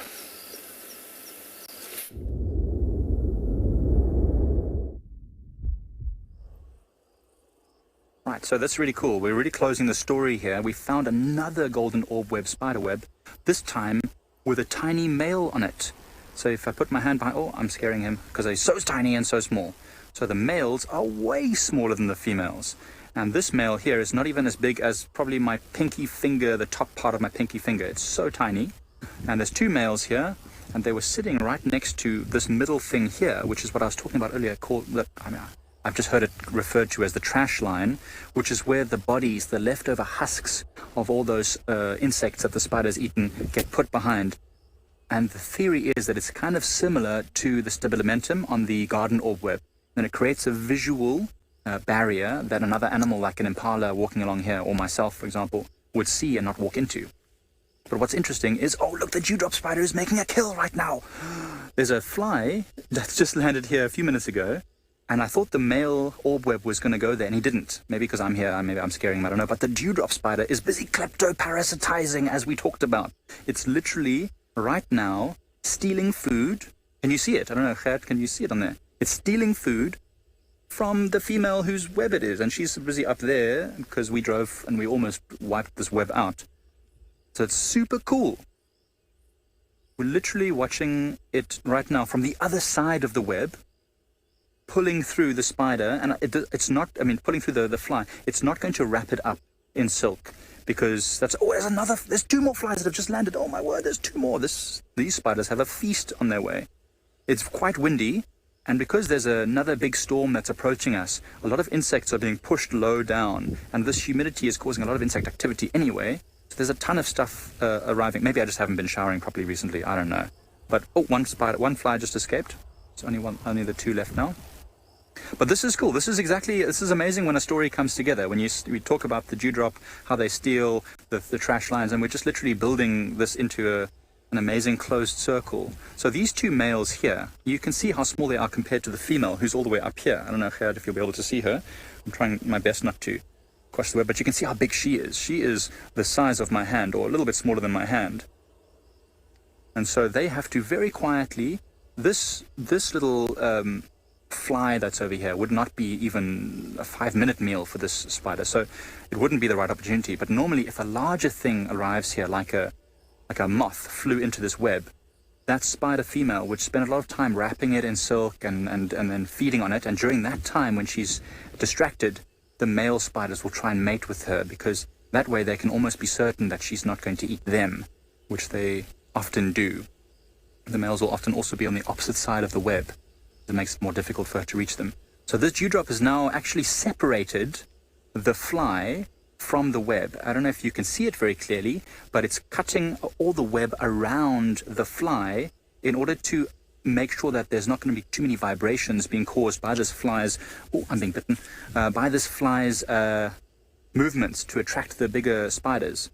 That's really, really amazing. And now I actually see it's creating a web. This dewdrop spider, I think it's actually creating a line separate from the web. Let's see what it does. I'm wondering if it's going to clip. It is! It's literally cutting the fly off of the web. Look what it's doing now. It's suspended the fly off its own little web on the golden orb web spider's web. It's my first time to see this. I knew they do this, but it's my first time to ever actually see them doing this. It's so clever. So now that it's separated this fly from the main web, it's going to probably wrap it or do... I don't even know what it's going to do. What's it going to do next? Gert, this is first for me. I'm so excited. In any case, look at this. The male spiders, the females, even these two elegant grasshoppers that are mating over there are completely oblivious to what's happening right now. There is theft. There's theft happening. Stealing food from the table. Can you believe it? So now I want to see, is it actually going to wrap it? So I wasn't sure if they do that. It is wrapping it. It is wrapping it in a type of silk. That's really great. So now, in order to even remove further the vibrations, it's wrapping it in some silk. Oh, now it's blowing. Now the wind is blowing. We knew the wind was coming. We knew there was going to be a storm coming. So this might be the last we can view of this spider, unfortunately. I want to move away from this web just because I'm worried that I'm going to get caught in it and end up damaging it. And as you can see here, oh, sorry, I just need to get comms with the FC again. Hi, everyone. So you can see this golden orb web's main line here. This is the very strong line which keeps it rigid, and it's going right across the road here. And now, because there's such an amazing thing happening here, I'm going to turn around and move away from here. Normally what we'd do, because we've got to use these roads anyway, normally we would just take the web and put it on something else nearby so that the web still stays and remains undamaged but now off the road. But because there's nothing else for it to attach to, I'm just going to leave it as it is and turn around, because this spider right now has got a meal. It's very important that we let it enjoy that meal. And there's another small spider approaching at high speed. I can't imagine that this little spider here has felt the vibrations, but you never know. These things are crazy sensitive. Anyway, let's leave this. This is so cool. This is so exciting. Okay. I didn't damage anything, I don't think. Right, let's leave these spiders to their little meal whilst we head and see what else we can find. What a cool afternoon, though. So far, so good. Hey? Seeing all these cool critters, which I know some of you probably find quite creepy, but incredibly important for the environment. That fly is one of millions that get caught every day, probably every hour in southern Africa. And without these spiders, those flies would be spreading disease all over the place. So it's really important. In the meantime, we'll send you over to Lauren.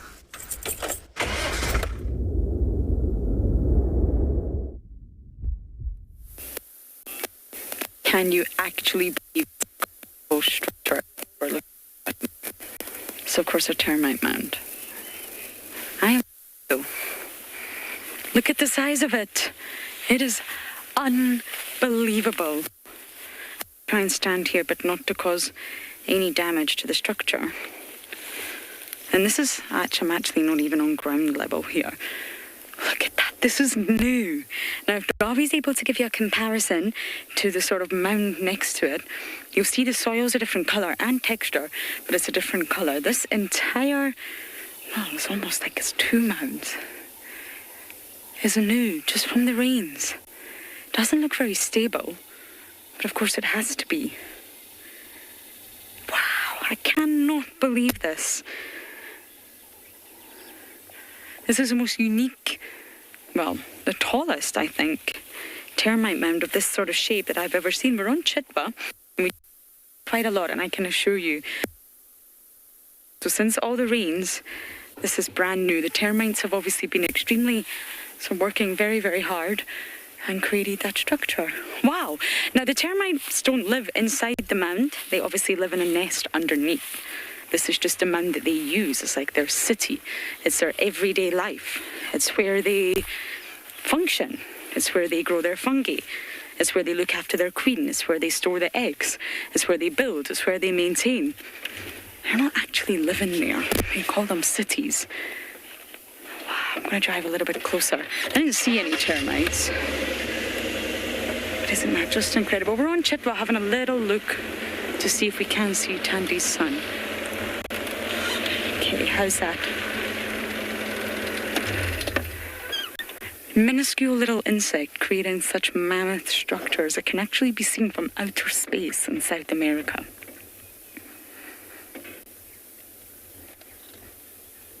Wow, we just always stop to show you that because it's really incredible, and it shows you how fast they can work in such a short space of time. And they're only really active in terms of maintenance and construction work in the summer. So in the winter, it's far too cold. Termites are ectothermic, and therefore you'll find that they're down below, hidden in their nest. I can see something crawling here. Let me just get a look at my tiny little borrower's monitor. I think that's termites. Yes, it is. There you go, they're still working. How much taller is this structure going to grow? I'm going to take a lovely photo of this, and hopefully we can do some comparisons. I just think termites are incredible. And it's the workers, of course, that work. They make up between about 95 to 97% of the colony. The rest are the soldiers, and then you have the few fertile roll. But the workers just work. They build, they maintain, they feed the soldiers, they feed themselves. The soldiers' mandibles, and that's the jaw parts of an insect, have developed in such a way that they're very, very large, out of proportion, and it's used for defense. That's how the soldiers are able to defend themselves. They're not able to eat with those mandibles, and that's exactly why the workers will feed them. What an impressive structure this is.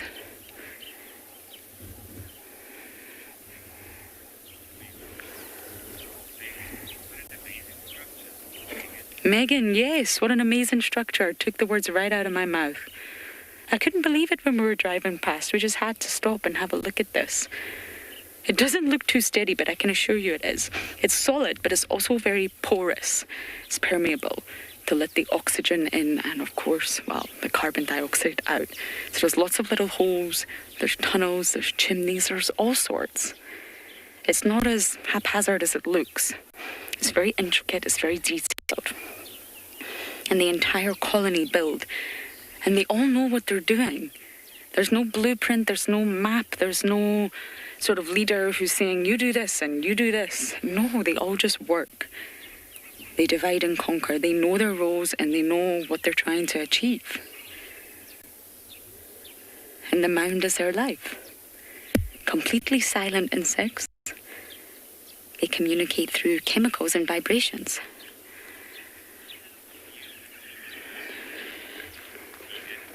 Spas, in general, yes, termite mounds are used. You see the hyena den and porcupines and aardvarks and all sorts of animals. Even small reptiles will use termite mounds. But this one, I'm not so sure. I don't think anything would use this just yet. It's in the open. It's a little bit unstable looking. But yes, as it grows, absolutely. Termites as well as termite mounds are the backbone of most ecosystems.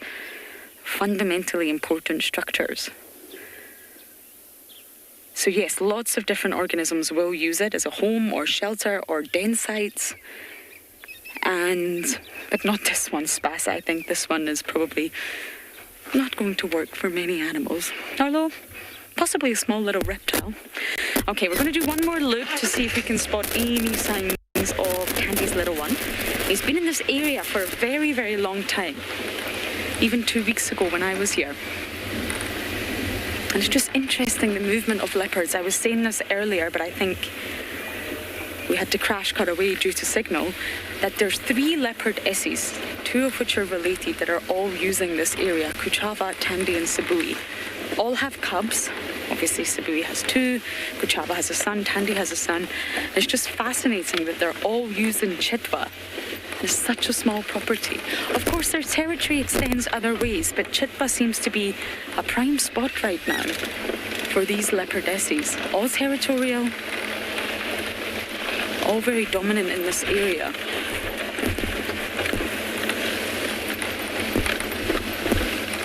And the cubs, for some reason, have been spending a lot of time here. This is the Mulwanini, not the Mulawati. That you know, we haven't been able to drive the Mulawati for a long time. But what you see in front of us is a Mulwanini. And this runs through Torchwood. And it runs right into Chitwa Dam.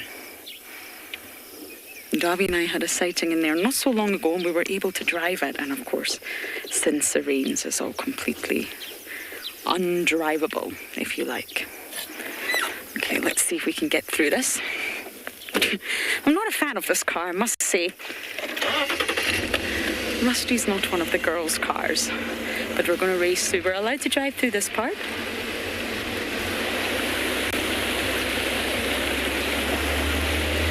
There we go, we made it.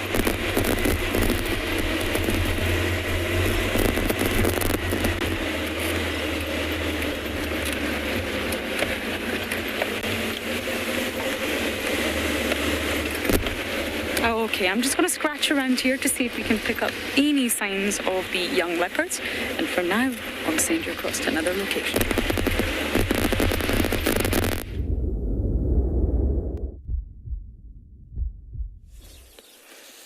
Good.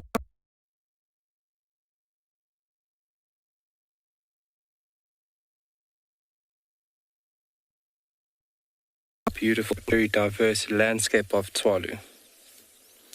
A very warm day. We've been scratching around further in the east. Unfortunately, we don't have any signal there for young lion cubs, which has just been recently found this morning by a guide.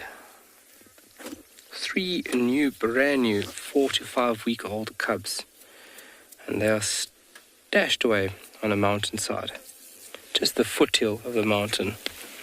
So very good afternoon. My name is Carl, and behind camera is Morgan. Thank you very much for joining us this afternoon here at Tswalu. So we thought we'd show you guys a lovely scenic view just to start off things.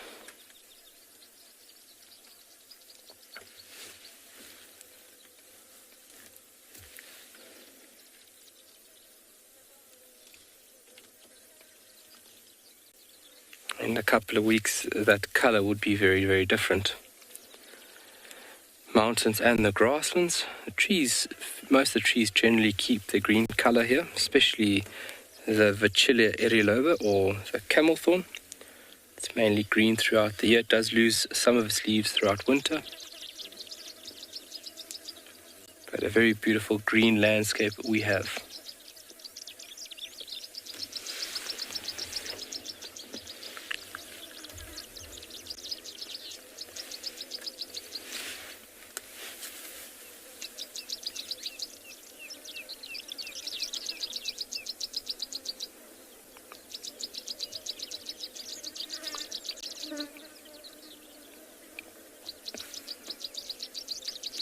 We're going to be driving very slowly a little bit further west to see what we can find for this afternoon's drive. Hopefully some very interesting things pop up. I just love the view of the mountains. Love walking through them. It's a really great activity to walk in and through those mountains. Found all types of lovely little things, from flowers and grasses, birds and mammals.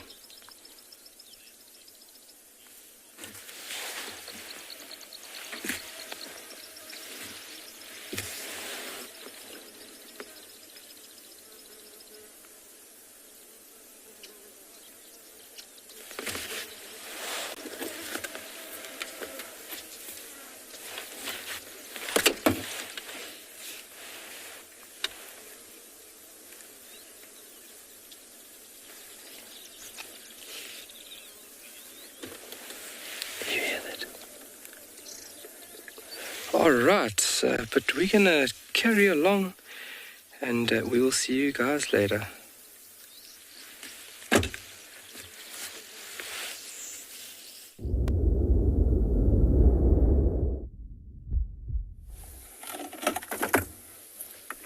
I'll ask him to do a comms check.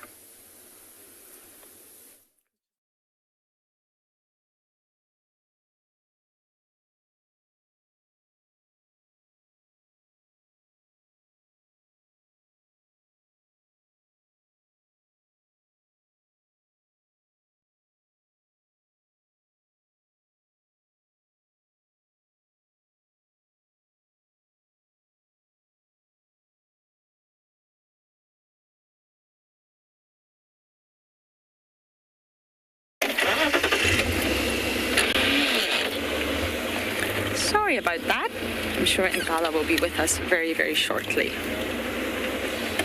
You can see all the rain clouds. Something's definitely rolling in, but luckily, nothing has hit us so far. Any signs of time?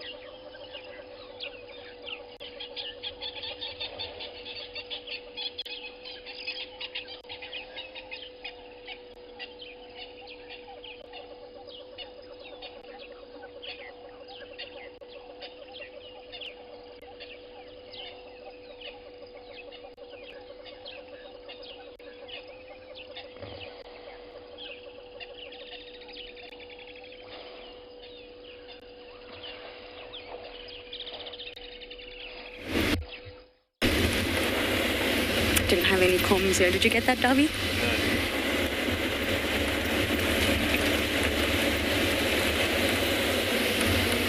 Don't quite know what happened there. We didn't have any comms, so I'm not sure what had happened, but you're still with us. And you're still with us, I believe. We are coming in and out there, so I'm not quite sure what happened. But we are slowly making our way back to Juma. I think that's the right thing to do with this rolling in and to see what else we can find around there. I am desperate to spend some time at that hyena den, an adult there. Hopefully though, if it's not raining tomorrow and its temperatures are slightly cooler, we have a little bit of a better chance of seeing them. It's hot, sticky and humid, which is probably why we were not so lucky this morning. Oh my goodness, I am so sorry guys. We have just bumped into 5 giraffes. Oh, okay, well, we shall hopefully stay with this wonderful little gathering of giraffes, but for now, we're going to send you across to Steve.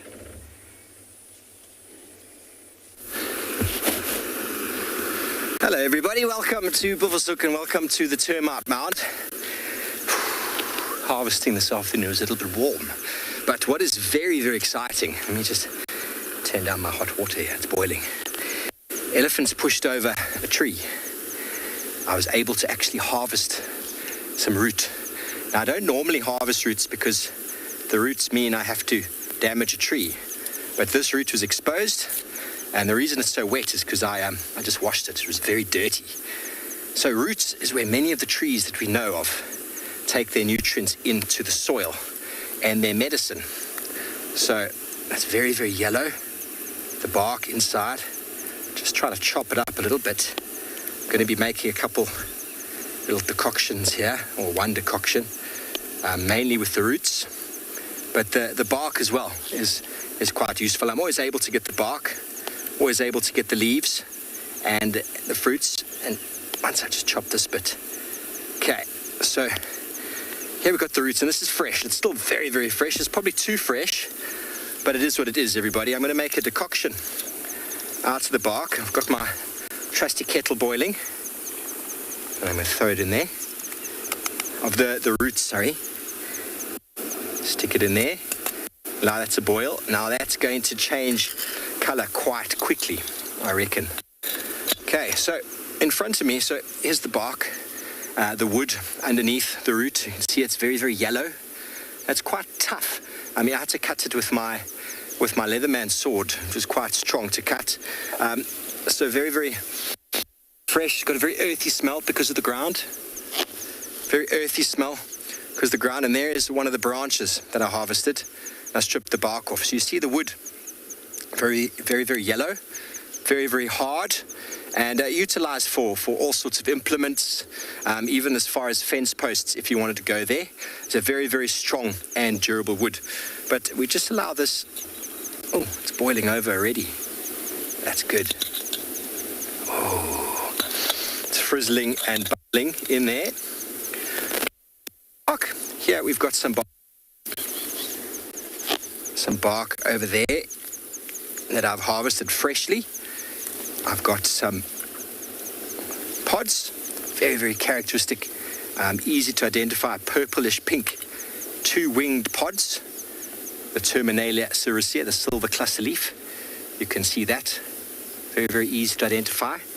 And then the leaves with some of the pods. Now the leaves are long and silvery, and they all cluster at the end here. Very, very easy to identify. When you rub them, actually, that white powder comes off, and it doesn't look as silvery when you really rub it. Well, this one's not really doing it. The top does. But long, lanceolate leaves. So very long and straight, and very shiny. And there's a huge silver texture to it. You can see it's very silvery. And if you dare, which I do, oh my goodness, it's so unbelievably bitter.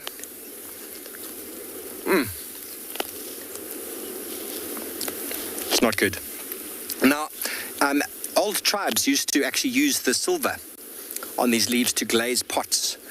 They wipe it on a pot again and again and again and again, and eventually that silver comes off, and the pottery that they've made is not as drab looking anymore, and actually get that very nice shiny coloration to it. Okay, so while we boil this up, you can also actually use powder of the bark, which we're not going to be making any powder now. It's going to take too long, of course. Now, powder we could sieve, we could dry this, we could crush it up, we could make a really, really nice powder out of it, and we'll get into the medicinal properties of that shortly. But what I like about the bark as well is you can see I've stripped that off there. Now, this is a tree that was pushed over by elephants, and I just harvested one small root and one branch. And have a look how stringy this stuff is here. Very, very good for making twine, for making rope, if you're any good at that sort of thing, which I really want to practice, because it tears quite nicely. Well, sort of tears quite nicely. And then you can plait it. You can plait it.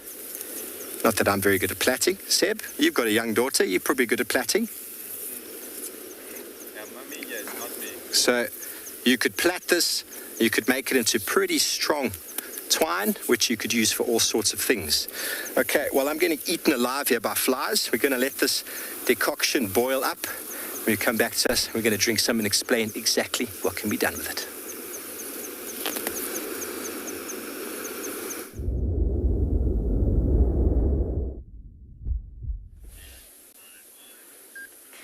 Welcome to Anbian Ngala, everybody. I am sitting with one of the Birmingham lionesses at the side of the Timbavati River. It is still flowing behind her. And I think she's cooling off. The sun's just gone behind the clouds. And we're actually sitting close to her den site, hoping that she's going to come out and towards the cubs. And hopefully the cubs will come out. I haven't seen them this afternoon yet, but hopefully I get to show you. My name is Tessa. I'm going to be your guide this afternoon here at Anbian Ngala. Behind the camera we have Owen today, and we are really, really hoping we get to see these tiny little baby Birmingham cubs. So if you have a look, she's actually got her attention focused further up the river. She keeps looking in that direction. And I'm not 100% sure why, because we think that her cubs are actually very close. Oh, nice one. To where we are at the moment, not that far up the river. And so maybe she's just hearing something. But she definitely looks like she is nice and cool. She is still panting every now and then. But she's definitely relaxed. You can see she's grooming herself. And she's been drinking some water out of this beautiful, fresh Timbavati riverbed.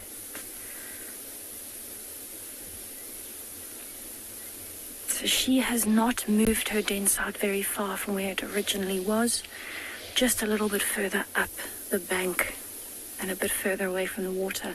But from the tracks we can actually see that her cubs have actually been in that area where she is. There are little tiny lion cub tracks all over the sand, which is really exciting because it means for us that those cubs are getting more adventurous and they have been wandering down to the water's edge with her. So that is ultimately what I'm hoping for, that we see them out of the den site.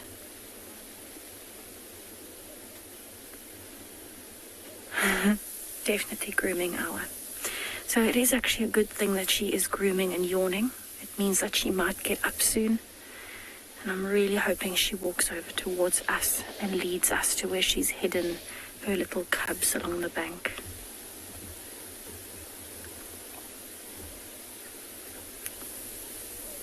It has been an exceptionally hot day today, and so I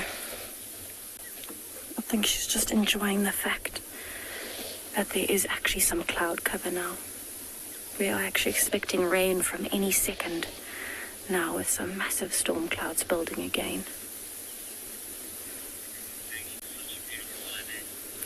She is a stunning lioness, definitely one of the prettiest to me in the entire Birmingham Pride, and she's one of the oldest.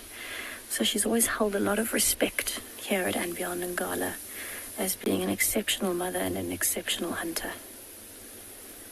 But you can see how much greener it has gotten, and those storm clouds building up a bit in the background. In fact, the biggest clouds are behind us at the moment. But it is so amazing for us to see that this river is still flowing a week later. It has narrowed quite a bit, but it's not stopped flowing yet. And you can see with a view like this how well she actually blends in as well with that sand. It's unbelievable. In fact, the only reason I spotted her from a distance. The only reason I spotted her was I was scanning with my binoculars from up on the opposite bank and noticed her ears and her tail flicking.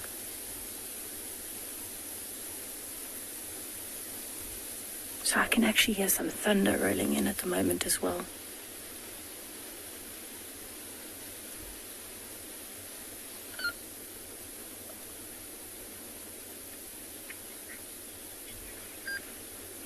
So I think what I'm going to do, I'm going to wait here and see what happens. Hopefully she gets up just now and leads us over to her cubs, but I'm definitely going to enjoy her company in the meanwhile.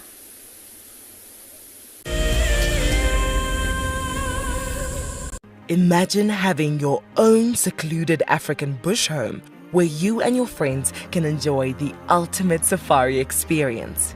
If you sign up to be a Wild Earth Explorer, this could become a reality. Tumbeta House is located in the heart of Djuma Private Game Reserve, the home of Wild Earth.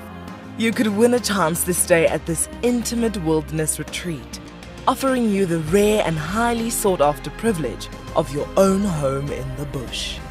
The prize includes 3 nights for 6 people and includes daily game drives, a chance to see the Wild Earth camp, and have dinner with one of our guides.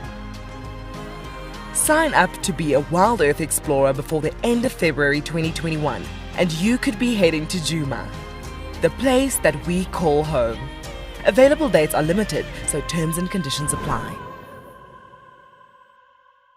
Hello everyone, my name is Trishala and I am a naturalist and safari guide here in Djuma Game Reserve in the Sabi Sands in South Africa. I think that the information that we provide, and most importantly the questions that you ask, give both you and I a really good idea of what's going on. My friend Fernando here, he's a flat-necked chameleon and I love them. They're just these gems that you manage to find in the bush. Catch up with the guides daily here on Wild Earth. Do you dream of traveling to a far-flung wilderness location where life continues as normal? A place where you can escape to nature and breathe. If you become a Wild Earth Explorer, then this could soon become a reality. Subscribe today and stand a chance to win regular travel prizes. Wild Earth Explorers, it's in your nature. There we go, first sighting of the baby meerkat. Oh my goodness.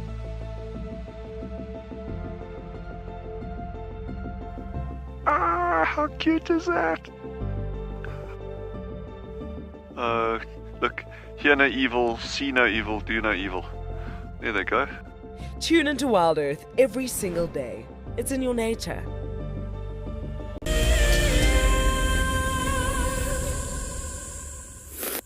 Welcome back, everybody. Just in time for us to turn off our decoction. There we go.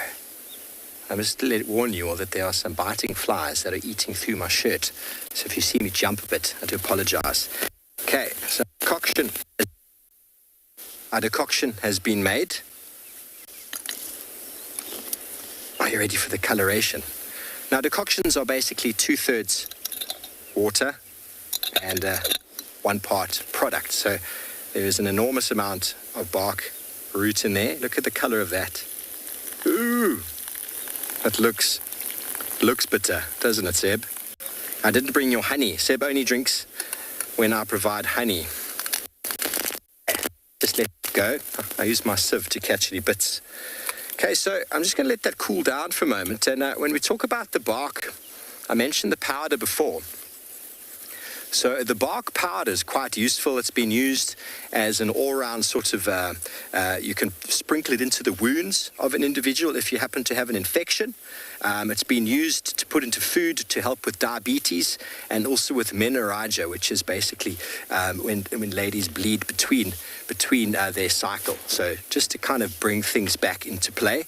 So that is with the bark, the powder. The root powder, which over here I've made look like quite a banana, actually. It looks quite funny. The root powder in general has been used as a bit of an elixir, a bit of a tonic. Can also be mixed into powder, into your porridge to help with constipation. It's been used to treat depressed fontanelle, abdominal pain, and it's also been used to look at treating miscarriages. So a very, very useful plant just in the powdered form. So without even getting to the decoction yet, we've seen how well this plant has been looked at sort of female fertility, and a very good reason why the elephants are utilizing it so much at this time. And now I'm going to need to add some water, but you haven't actually seen the color of it yet. You kind of did, but let's look at that. Isn't that incredible? Incredible. Okay, so been used for deworming, hematuria, if you've got blood in your urine, bilharzia, which often leads to having blood in your urine. It's an antiemetic, which means it prevents you from vomiting, so nausea. It's been used in diarrhea and colic, which is something that many sort of hind gut fermenting animals have. Horses and the like get colic, which is gas in the lower back intestinal area. So elephants, I'm sure, get that. Okay, let's put that down. I'm going to add a little bit of cold water, and I'm going to get ready to have a taste. Now, obviously, everybody loves to see my face when we do this, but this decoction itself has actually been used and applied intravaginally to assist in opening the birth canal in humans. So it's possible that, I know we've got a lot of elephants that are breeding this time of year, so it's possible they know that this going through their system has the potential to assist in that sort of breeding process as well. So that was because a young boy by the name of Ruben asked me, why are the elephants smashing all of the silver cluster leaf? And so I thought, well, let's discuss it, shall we? It smells lovely, but that might just be because this is my coffee cup.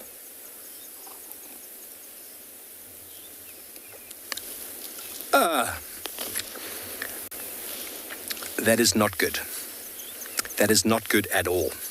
At all. Seb, you're not going to try any, are you? Not after the face I just pulled. Not without honey. So, I mean, having a look at the coloration of that, that's what the decoction does, is it allows you to really get the active ingredient out of there. And very well utilized, as I said, for female fertility in humans. So it's no doubt that elephants use it as well for their fertility. It's a time of year when females are going to come into estrus if they're not breeding at the moment. It's a time of year when many of our elephants are having babies. So there's not too much in the way of their talking about men fertility or how it affects men. So maybe the elephant bulls are just feeding it just because it tastes good. Maybe there's lots of nutrients in these pods that we don't really know about. But another culturally human sort of benefit is the beginning of harvests. In many parts of the world is sort of our summertime, or depends what you're harvesting, I suppose. Taking a branch of the silver cluster leaf and thrusting it into the ground outside your homestead is supposed to bring on abundance and wealth in the growing season. And at the same time, chopping down a fully grown tree is going to bring on thunderstorms. There's definitely thunderstorms brewing. I didn't chop it down myself. It was the elephants that did that. So we didn't get as far as making a bark infusion, but the bark infusion has been used in the past for washing the eyes and even to treat pneumonia. So from a medicinal point of view, this plant is all over the place crazy. I'm going to take my banana with me, and I'm going to bring a little bit of this home for Lauren and Darby to taste, because I know they're really into my medicine. No, they're not. Talking about Lauren, let's send you over to her. Cheers.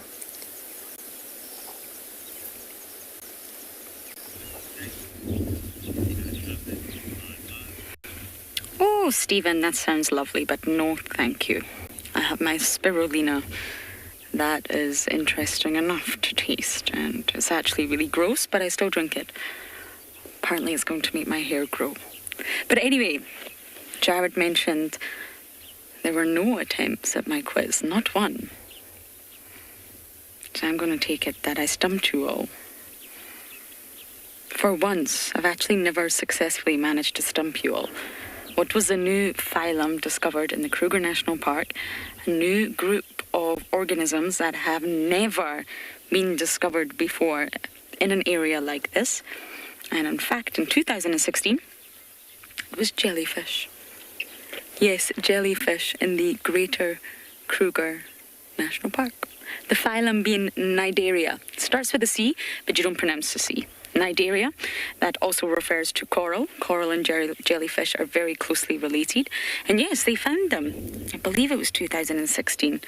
And they're indigenous. And what indigenous basically means is that they originate or they naturally occur in a particular place. You could also say native. So these jellyfish are indigenous species found in a really specific area of the Greater Kruger National Park, and it's called the Shingwedzi. I really apologize if I have pronounced that wrong. Shingwedzi River. So they're found in stagnant potholes, and when people looked a little bit closely into these potholes, they found jellyfish. Can you believe it? Jellyfish are on the species list for the Kruger National Park.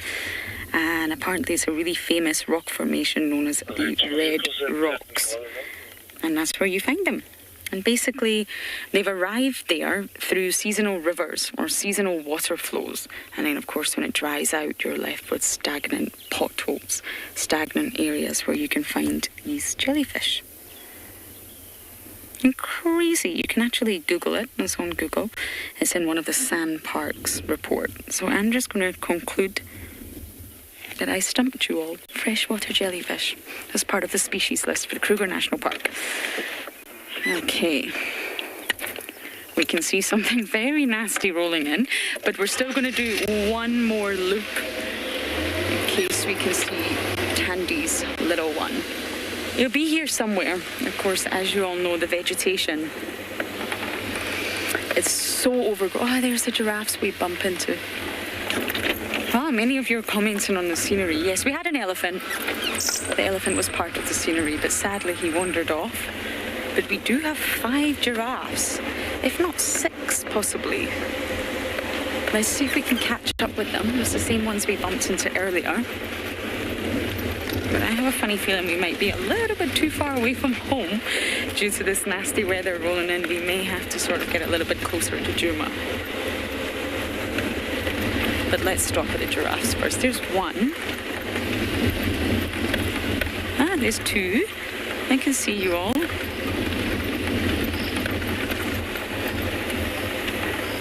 Giraffe sightings are always wonderful, but what I do find,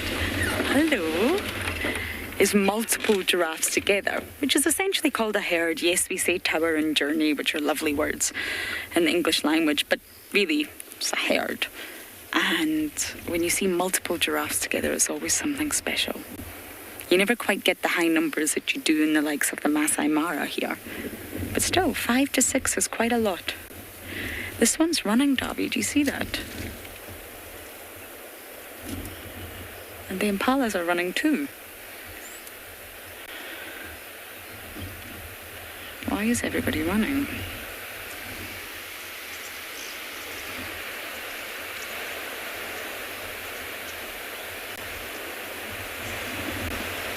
I don't know if it's just 2 giraffes chasing each other, or if there's a predator nearby. Oh, that's the wind picking up.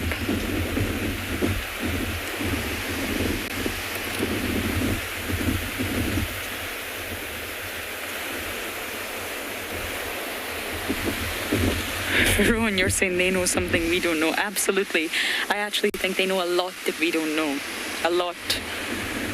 I'm not sure if you can hear this howling wind, but something is approaching fast and furious. Vin Diesel style. I think we may have to leave the giraffes, as peaceful as they are, and possibly get a little bit closer to home. We don't have a rain roof. Neither does Steve. But something is approaching very, very fast, so we're going to get closer to home.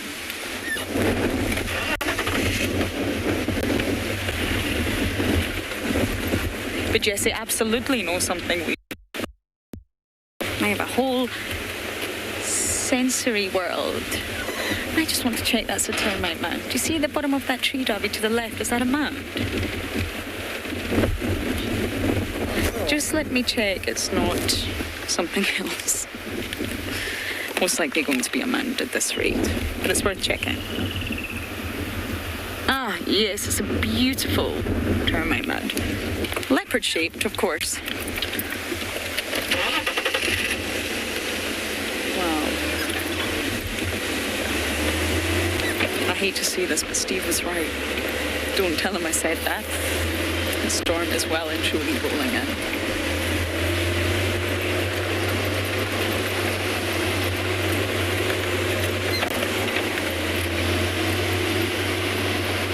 And of course, the animals will feel the change in the atmosphere, the energy in the air long before we do. They will know bad weather is approaching. Even underwater animals will be very, very aware when there's cyclones, thunderstorms, tsunamis, all sorts, before we are aware of it. Did you see that lightning? Okay, this is not good news because we do have antennas, of course. We may have to power down if this lightning continues, everyone. Fork lightning just up ahead. Okay, we're going to decide what we're going to do here. For now, over to Steve.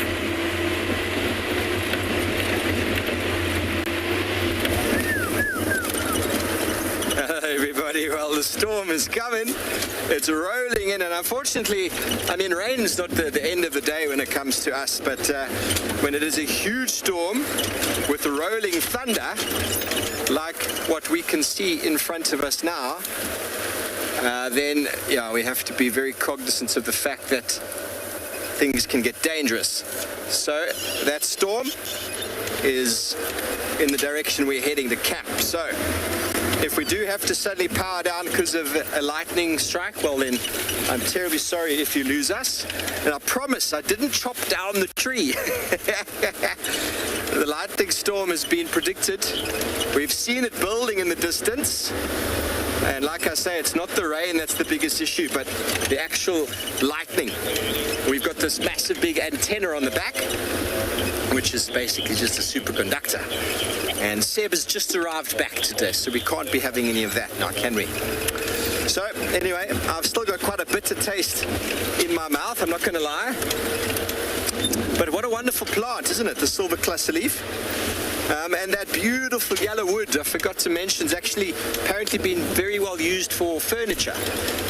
Traditionally, any furniture makers out there, nice yellow hue to your wood. It's got a nice smell.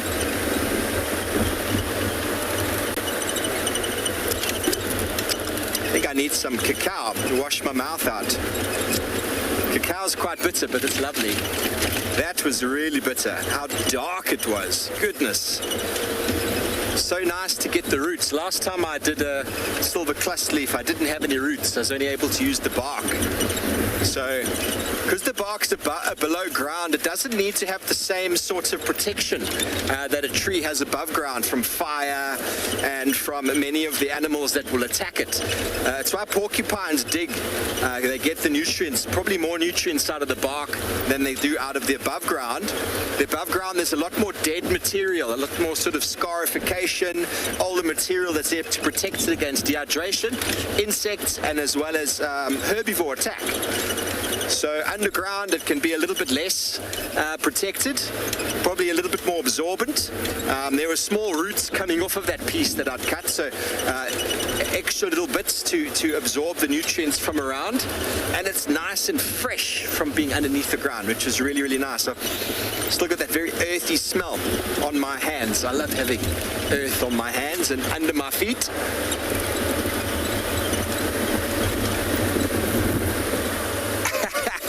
Barry had his cup. I should start bottling them and sending off little shot tasters to all of you back home. Those of you who brave, I can send them through. I remember Beck, who she always used to comment on how ugly my medicinal teas used to taste, even though she's never had one. Have you, Beck? No, you have not. I'll save one just for you. That one, I reckon's a goodie. The silver cluster leaf. Okay, I think we can slow down a bit. The storm doesn't look as close as I first anticipated. We're just starting to get that wind, which is the prelude to the storm. You can feel it coming now. There, that wind, as that starts to hit, first of all, gets you in the eyes, all the dust. I'm going to need some of my silver cluster leaf bark eye wash to get all this dust out. We're still going to slowly head back so that we are in reach of camp if the lightning does strike, because, lightning is not ideal on an afternoon. Oh, you can smell it. You can smell the rain. The temperature just dropped by quite a few degrees. It's wonderful. But these are African summers, everybody. These wonderful changes in humidity from an incredibly warm and sticky day. I went for a sprint session today, which nearly killed me. And then it's so humid, you can't even keep yourself dry from the sweat. And then we go to this where it's starting to get a bit fresh and a bit cool, which is wonderful. But a characteristic low felt, high felt afternoon thunderstorm. It's already raining in Pridelands and Pinder, I believe. So I think they're headed home. We're heading back slowly. We're about 5 minutes away, just in case it really opens up. Yeah, here comes the rain. Raindrops are falling on my head. Okay, everybody, well, we're going to carry on, get ourselves nice and safe and make sure everything's dry, and we'll see you again shortly.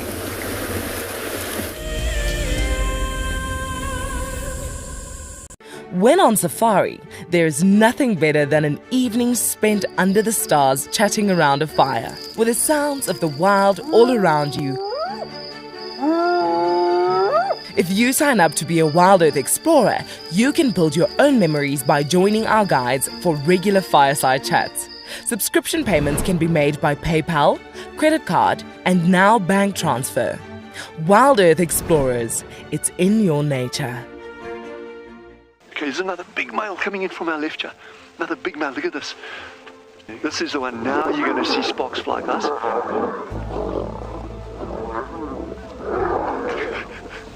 Guys, it doesn't get better than this, eh?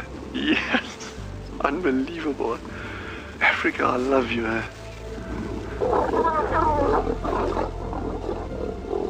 Expect the unexpected here on Wild Earth daily.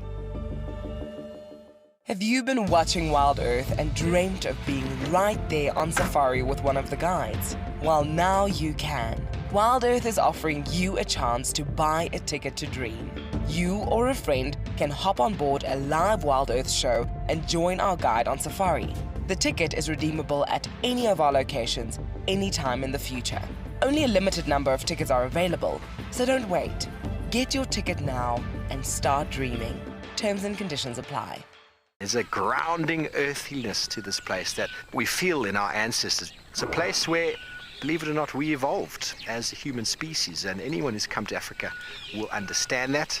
The connectivity that the continent has to the person and to people's souls is next level. I'm thoroughly looking forward to taking you on your next adventure when we explore all the small and big things. Catch up with the guides daily here on Wild Earth.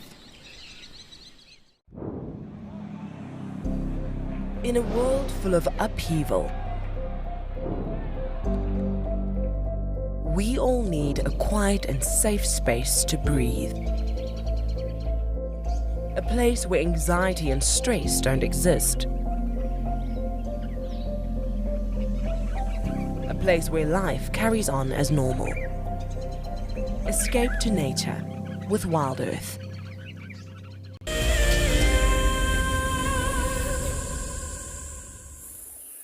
Well, great to be back with you folks. We have just entered a watering hole and we came in here to meet a researcher quickly because I saw his vehicle, just to see if there was any snakes around that we could potentially view. And just observing the nest and taking a look inside the nest chambers for any snake activity. This would be the Cape Cobra or the boomslang that would be visiting these nests now. And upon walking back, we saw a water bird, or waterfowl more specific, crossing this pan. We had this morning, we did a segment here with you folks on the beautiful sociable weaver nests.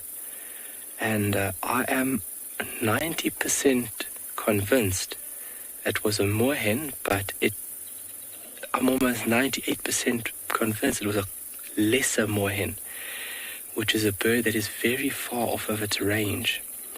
We do get a common moorhen. It's quite a largish waterfowl. So just the grey appearance and small body size is where I saw. Let's just take a look here, Morgan. So less common moorhen is a fairly prominent species and widely distributed through South Africa and as well as Southern Africa. And if you take a look at the common versus the lesser, you'll see that the plumage is a little bit more grayer in colour, and then the red frontal shield isn't as prominent as it is on the common.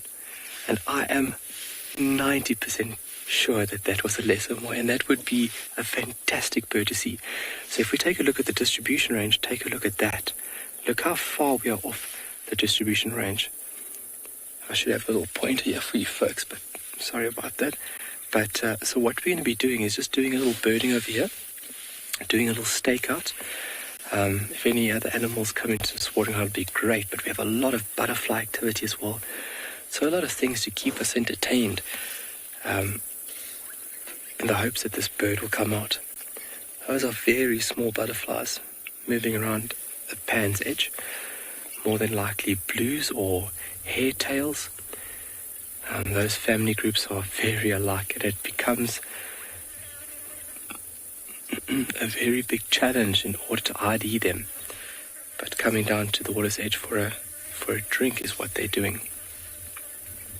And they're tiny. They're only about maybe 2 centimeters or a centimeter in total length. Minute little butterflies in comparison to the bigger species like African monarch and our beautiful brown-veined whites. And it is just a hive of activity at the moment with butterflies.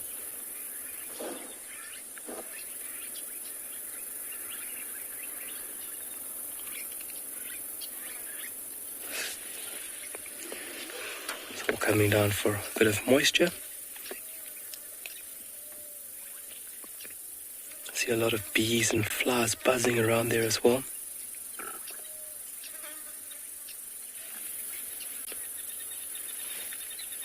And it's lovely to see the diversity of butterflies.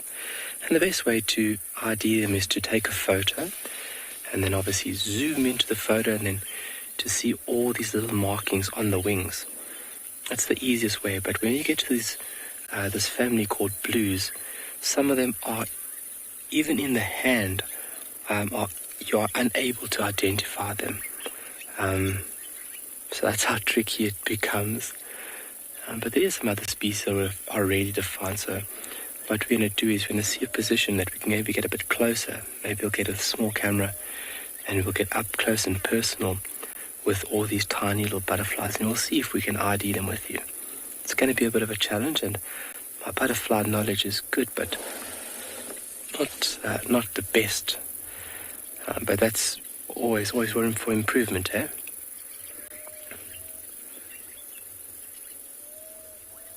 So if Morgan just gives us a view over here, you'll see this greenish.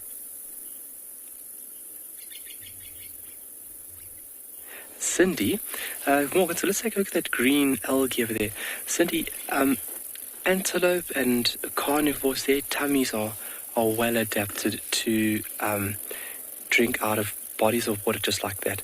That's an algae buildup, and their tummies are really, really hardy to obviously cope with all types of microbes that will be found in bodies of water like this. And if you think about, us even drinking water, we can handle quite abrasive forms of water. I've heard about stories of the San, which are very, very early inhabitants of Southern Africa, and the true inhabitants of Southern Africa, where they would be hunting for 2-3 days, and obviously hunting through the Kalahari. It's a very dry and desolate place through a certain period of time. And when they came onto kills that lions have made, they would actually rush up, chase the lions off the kill, and the first thing they would do is open up the animal's stomach and get into the chamber, the rumen, the actual chamber that deals with the processing of plant matter. And with that, you have a lot of moisture, you have a lot of fluid in order to break down vegetation. And what they would do is they would put their hand in and grab some of the digested or semi-digested material, and from there squeeze the life-giving moisture out of it. So even we could handle stuff like this. Obviously, you've got to be very careful. I'm not saying that you can just go drink from any pan. Obviously, the correct knowledge on how to clean it and process it, great. But, if it was for survival, we could handle the stuff. But the animals, they are perfectly fine. So that green stuff over there, Morgan, if you can show us over there, that green stuff on the bank of the pan here, that's where that bird went into. And I'm hoping that it's going to pop out there and we're going to get a beautiful view of it. I had a message from a viewer that's very into his birding, and he says he's got a bird count already of 104 birds on Tswalu. And I'm hoping that this afternoon, if we've got some patience here, we can make it 105. And a very, very nice tick for me. And I just got a quick glimpse of it. And I like to make 100% sure. I need to look at that bird before I tick it off on my life list.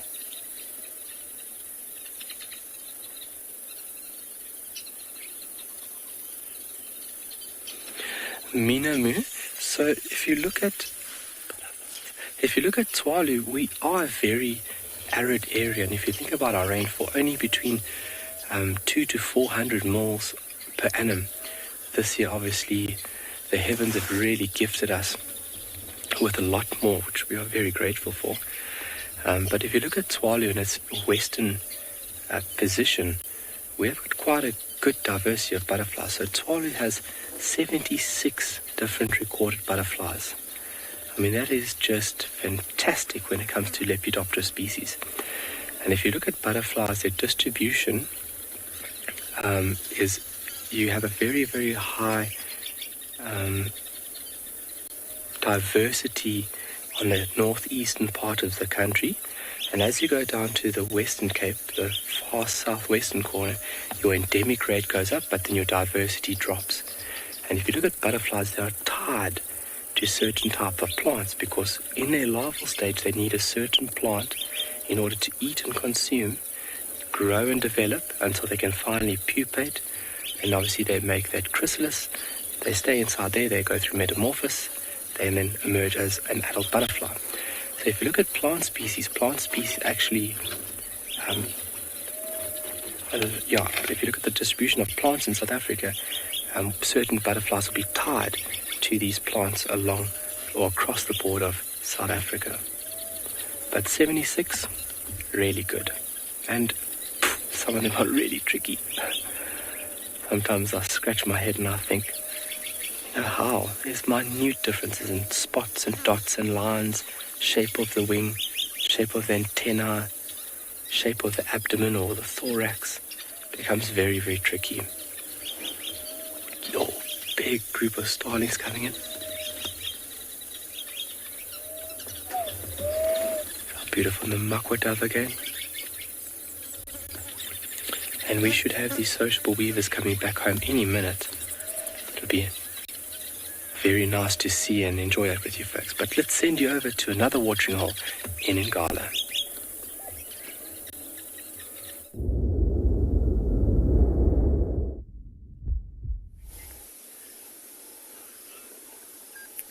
Welcome back to And Beyond Ngala, everybody.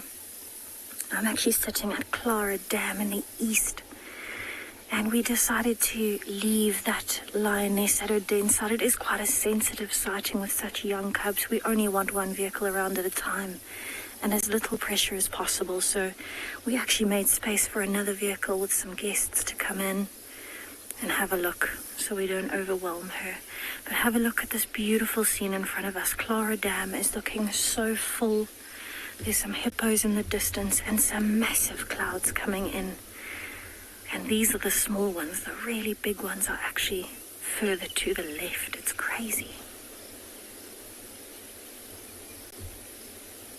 But if you listen carefully, with the storm coming in, there's quite a lot of bird activity.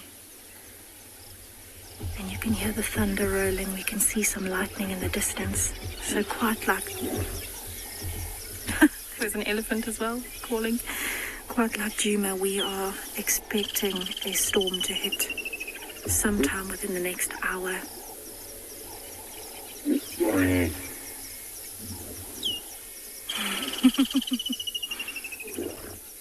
think the hippos agree with me. So I actually wouldn't be surprised if the hippos start getting more and more active as the storm comes in, because it is so nice and cool at the moment. And I can actually see in some patches in the far distance on the left-hand side, which you can't see at the moment because they're unfortunately behind the vehicle, but I'll try and show you just now. You can actually see the bank of water, so the bank of rain coming down.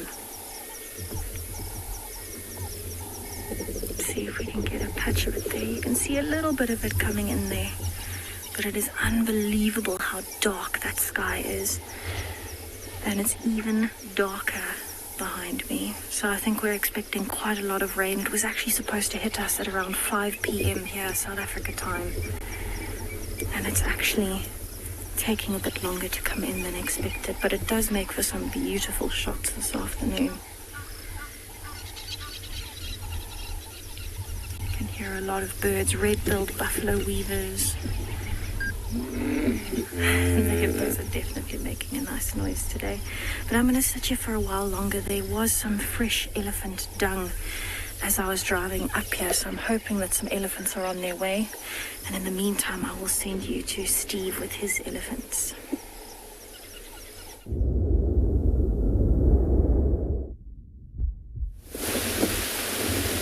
Well, fresh elephant dung in the storm. There's definitely rain on the way, and fresh elephant dung normally leads to elephants. Now, everyone, that wind is absolutely pumping from behind me. I'm trying to hide my microphone so that you don't pick up on the wind. But these elephants were a little bit agitated when we first found them, because the wind obviously affects their hearing and their sense of smell. But they've calmed down. I just said, hey, it's me and Seb. And they're like, oh, it's just you two. And they're very happy with that. Now they're back feeding on their marulas. But the wind is really, really, really pumping now. And I'm almost certain we're going to be blattered with rain soon. But it's all right. We're not far away. Elephants happen to be right outside camp, so very exciting.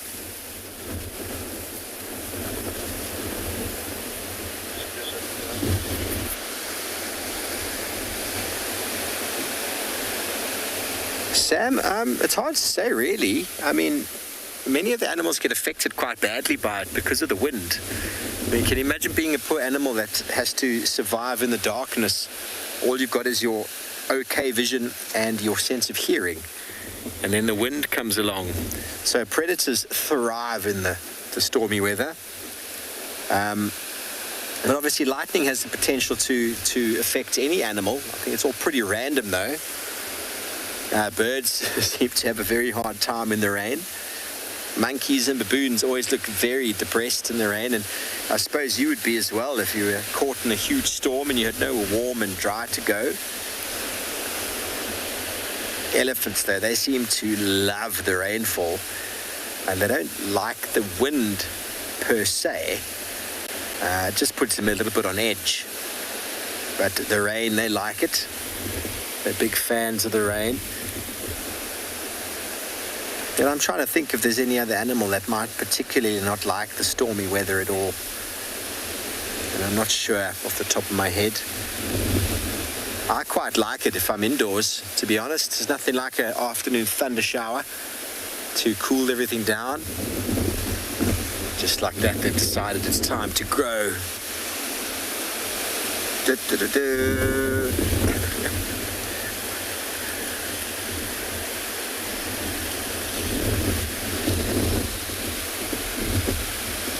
Oh, there's a bull over on that side who's also not very happy. I think they've communicated with each other.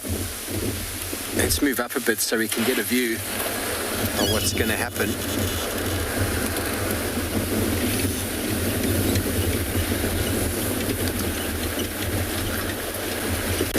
Oh, there's lightning in the distance. Let's listen for it to get an idea of the distance.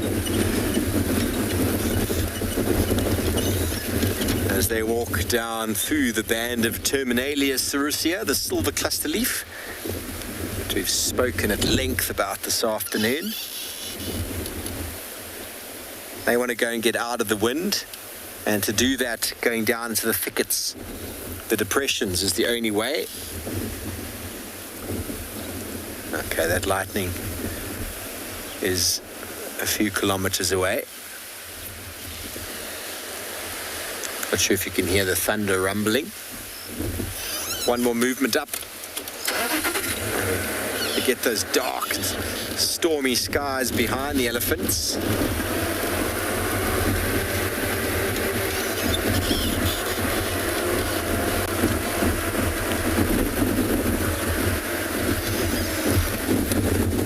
That's going to do. They've turned again. Something is not happy with them, so we're not going to pursue them at all. We're going to keep a distance. Impalas are running all over the place. Everything that's moving. Oh. Okay, well, we're going to send you over to Lauren while we follow up on why these impalas are alarm calling.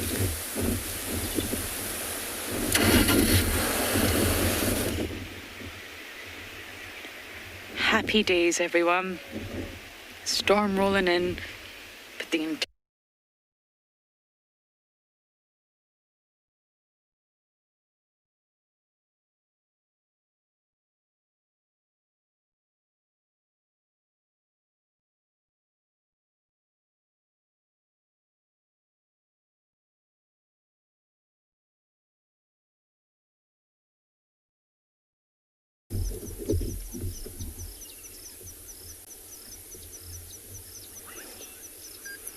Welcome back to Beyond Ngala, everybody. You can see how these clouds are rolling in. And just have a listen to all of the thunder as you can hear it. The frogs have also become more active.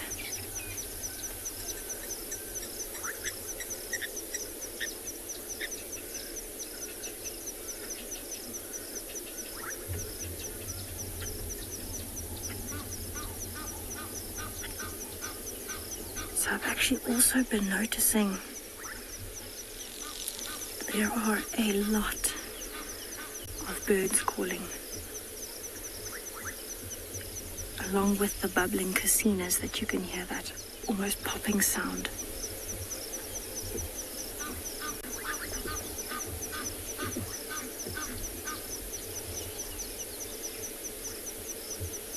So it is quite a beautiful evening here.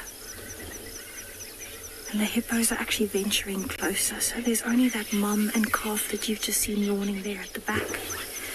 The rest of them are slowly venturing over and towards the bank on the right-hand side here, and we know that the log that they are actually next to seems to be a territorial marking post for the dominant bull here Every now and then you actually see him come up next to that log where he is now, and he might actually defecate.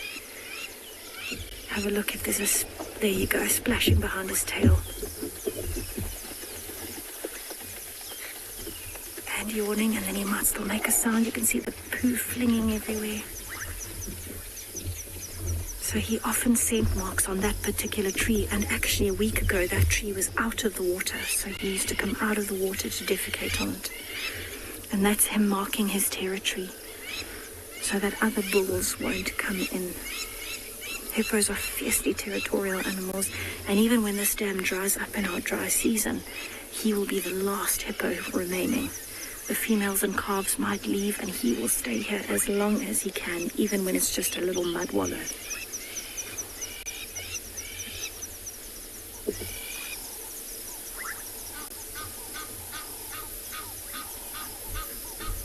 You can hear some Egyptian geese, some blacksmith lapwings.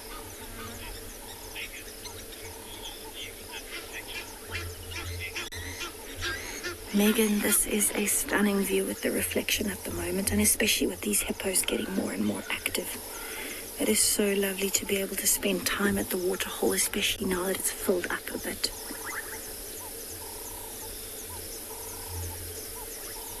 He almost looks like he's wanting to mark his territory again, although I don't think he will so soon.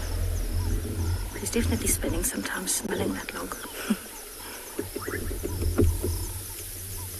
So it is actually wonderful to see exactly how much this dam has actually expanded with the rains a week ago. It's definitely grown by quite a bit. To see that reflection literally from one side of the screen to the other is unreal. And a very dramatic sky in the background.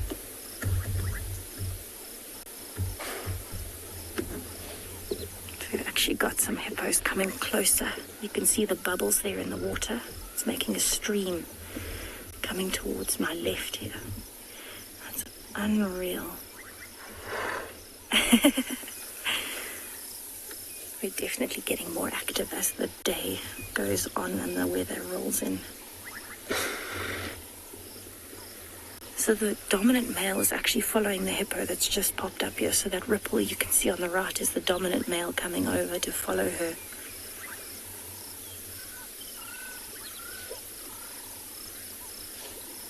Look at that bubble trail that he's leaving. So that's as he's running along the bottom of the dam, he's blowing bubbles out of his nose.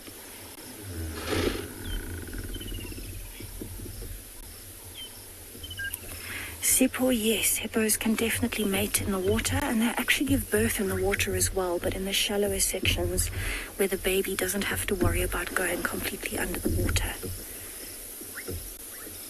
But hippos will do majority of their activities in the water except for feeding. Feeding, they will come out. And that's because they know that they're safer in the water hole. So they spend majority of their time here. It's cool, they're not as affected by the sun because they are very sensitive to sunburn. This one is very curious. And so majority of the activities of a hippo involve being in water. It's actually, you can see all the very thick hairs on the nostrils and on the nose there. So the hairs on the tip of a hippo's nose and snout are really, really thick and quite sharp to the touch as well.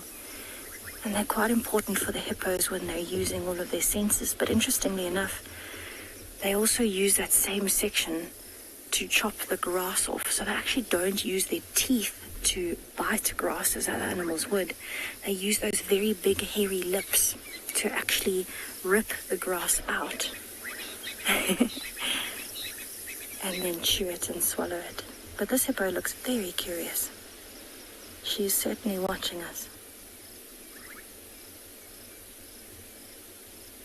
They're actually quite strange looking animals, and I've always loved kind of learning about hippos in particular because they are so different to every other animal in how they live their life and how they do pretty much everything. Even the way that they look is different. Look at that size difference between the male and the female. That's unbelievable. The female's front left and the male is back right, the dominant bull. So I actually wouldn't be surprised. He's sticking very close to her. I wouldn't be surprised if she's almost getting ready to mate, actually. And those are the rest of the hippos, the rest of the pod that are busy talking back at the moment.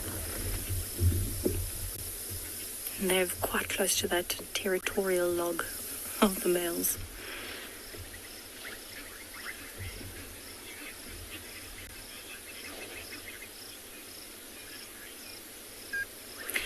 Anna Marie, I'm sure they would. If the lightning does manage to hit the water, anything in the water will receive a shock, I should imagine. I haven't heard of many hippos being struck by lightning, but I would actually imagine they might be more prone to being struck by lightning out of the water. If they're, for example, in an open area with no trees around, they would be the highest point. But I have heard of some hippos being struck by lightning. However, all of the ones I've heard of have actually been out of the water. But yes, I would think so. That's actually a really unique question. Thank you, Anna Marie.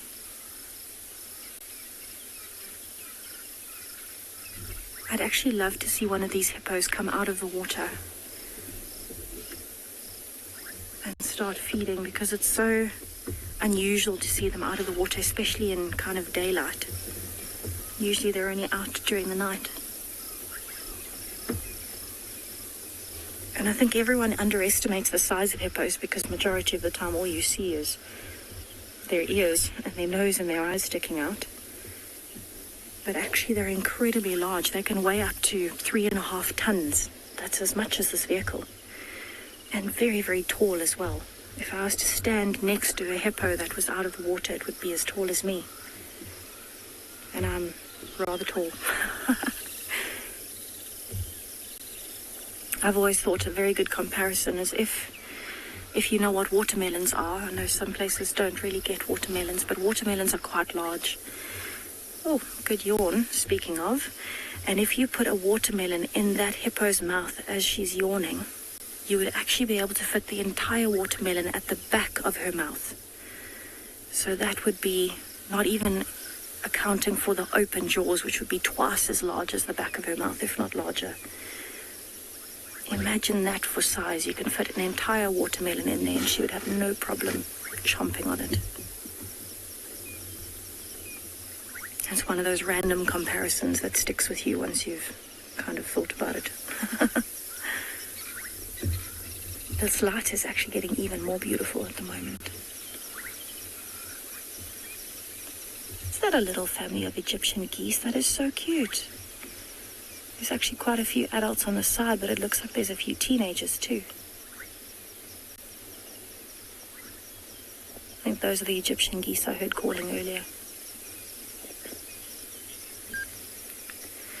So I'm definitely spending a bit more time here. It seems to be getting more and more active as the evening wears on. And just going to appreciate a few of the sounds and the smells as well that are starting to come up now.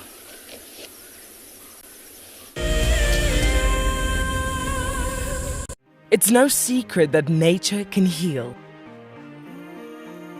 Some of our Wild Earth viewers are finding solace in the outdoors close to their homes during lockdown. This is how I keep myself busy during lockdown. Beautiful little jumping spot. I love walking in the open spaces near my home. Provides a moment of peace in a crazy world. This is my fire escape with some of the birds I get to see. That's what it's like in New York City during lockdown. Being in nature helps me to cope with the challenges of life and helps me to be humble and grateful.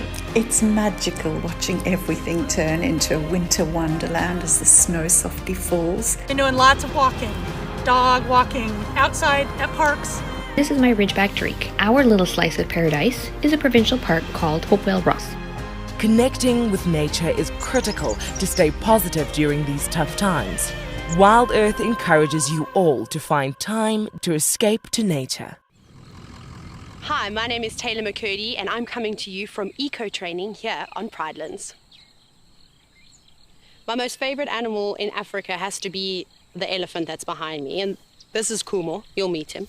But elephants just in general, they're really sociable, they're always doing something, and I love to see the interactions between the members of the herd.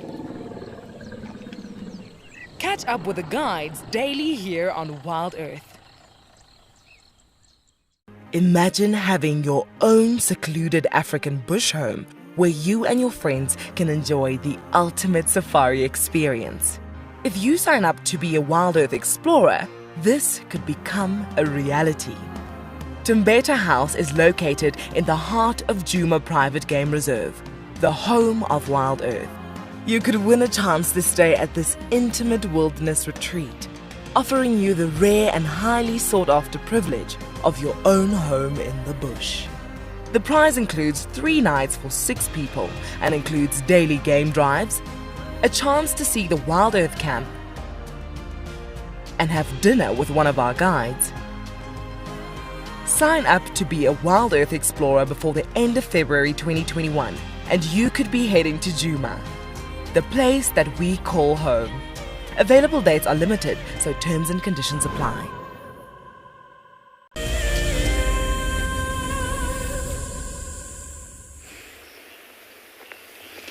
We are having the most magical sighting. Look at this cuddle puddle. And Tima's a Djuma girl.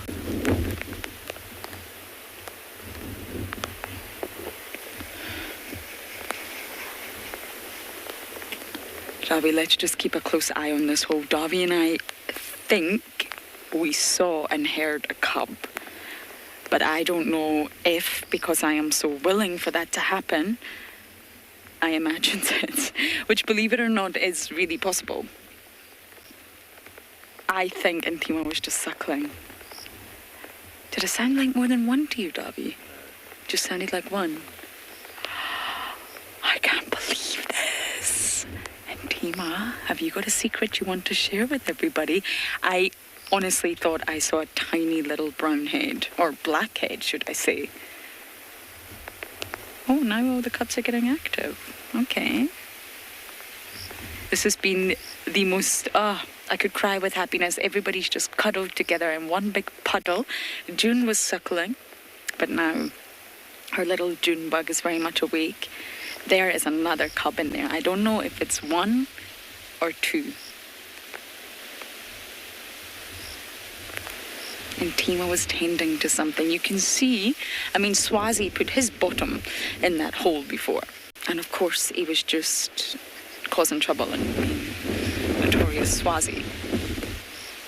But when Intima was there, she was tending to something. She was in a position that the mothers take, looking after something that was nestled under her belly. I am convinced there's a cub. Wow. Let's hope I didn't imagine it, though. The other cubs, especially Corky's daughter, can also make that sort of squealing sound, that really high-pitched. But it didn't sound like it was coming from her.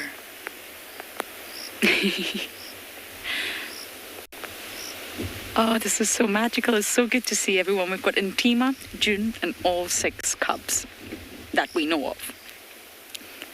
And of course, we're losing light rapidly due to the horrible weather. And if the rain does get any heavier, we'll have to leave, I'm afraid. Oh, Intima. It's tricky, the light, although maybe in your picture it actually looks quite bright. Through the human eye right now, it's difficult to see. It's at that time of day where really it's tricky to see. So it could have been a cuphead, also just could have been a shadow. But she was definitely in, blocking that entrance or dentrance. Lulu, you love the sounds. I didn't actually realize you could hear them. Isn't it great?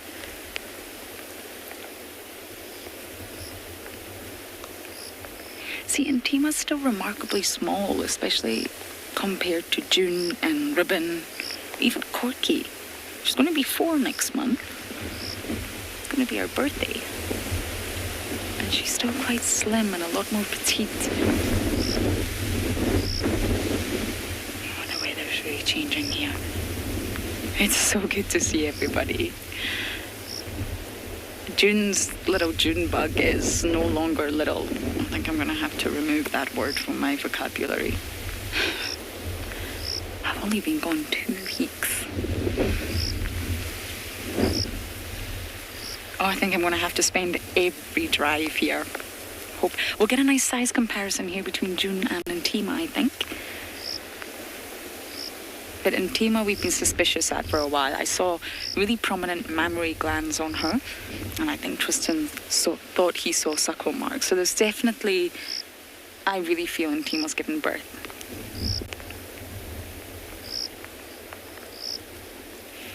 Intima's a daughter of Ribbon. Respectable, right in front of the car. Lineage to the sort of direct in line to the throne, right above my head here. Sandra, cuteness overload. I know, I couldn't believe it. I've been a little bit disheartened today when I come here every single time and they're not here.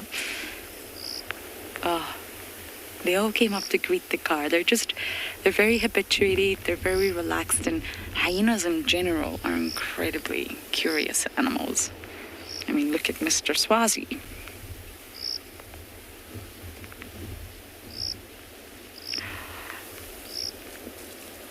It's very dark. We may have to put on infrared soon, but now that Intima's not at the entrance, most likely we won't get any views. When the cubs are very, very young, they respond to only mum's call and mum's smell.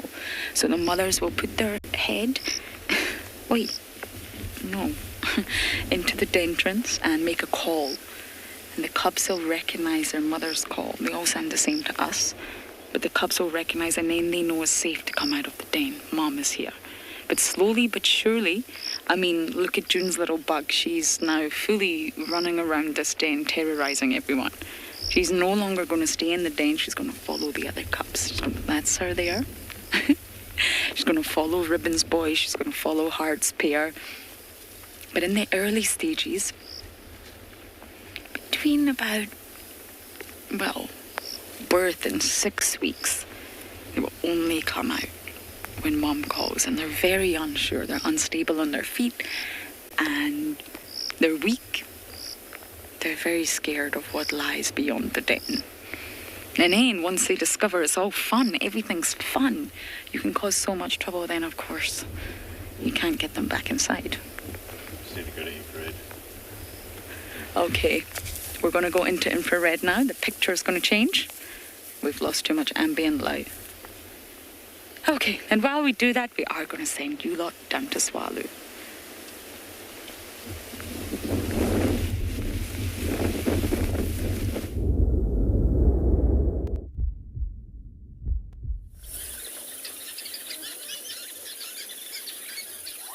Oh, we've basically got a bird party going on here at the moment.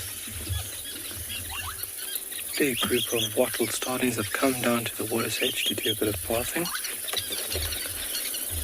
So there's a lot of noise, a lot of activity going on there.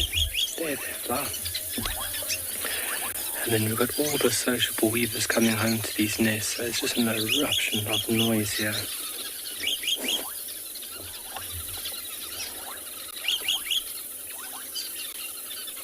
Armored ground crickets calling around us. It's that high-pitched creaking sound.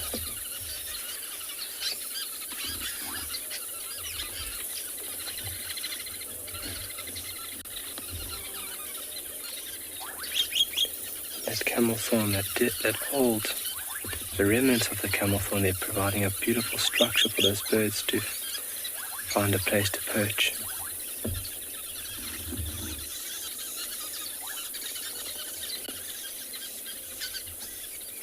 Very, very busy.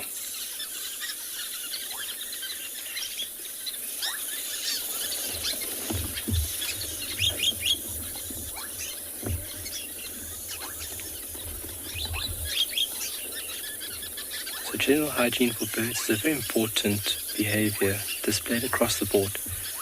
You obviously need to ensure that your feathers are up to tip-top condition. Any mites or other parasites there within the feathers can be detrimental to flight and as well as aerodynamics. So keeping them in very good, healthy condition is very important for birds. And birds bathe and preen a lot as we've seen on Swalu. Yeah.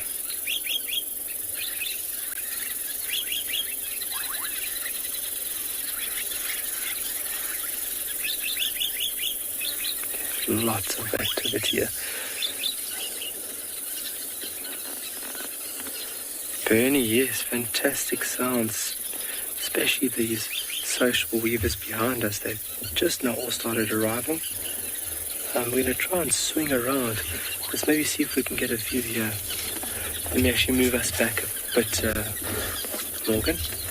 Just hold on tight there, pretty folks. I'm going to move us back slightly so we can get a better view of these lovely birds. Coming home and watching these birds come back to the nest is such a lovely treat.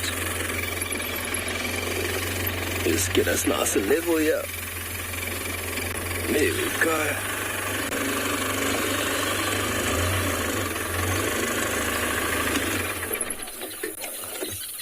So they'll come back in little flocks, 20, 30 at a time.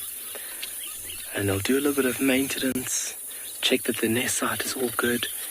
And from there, they make their way into the nest. But I want you to folks just to focus on how this bird is moving into their nest. They're basically flying vertically, straight up into the entrance.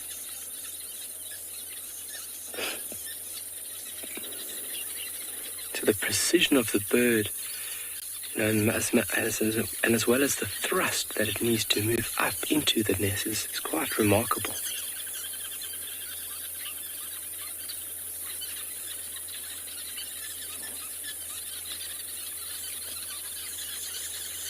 And this is where we were scratching around looking for a crowbar not too long ago, through all this thick stuff here. Obviously you've got to be very careful, but as I know from my personal experience, a snake would rather choose to flee than physically bite you. It can feel the vibrations, it knows that you're a very big organism, and it would be out there very, very quickly. Yakamore. Absolutely incredible.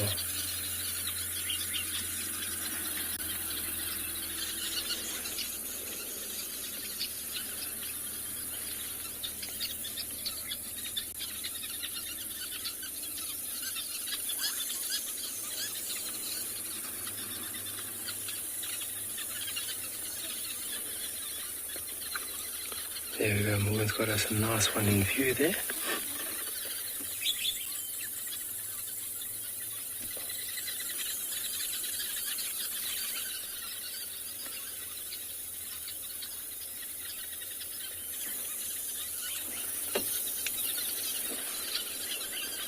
Some more here on the branch. Morgan's going to give us a better view.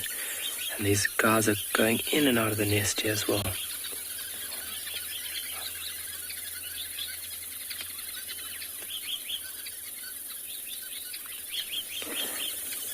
It's a really remarkable thing to witness. Sitting like this so close to a nest, but then watching their behavior, especially coming back like this early evening, is such a treat.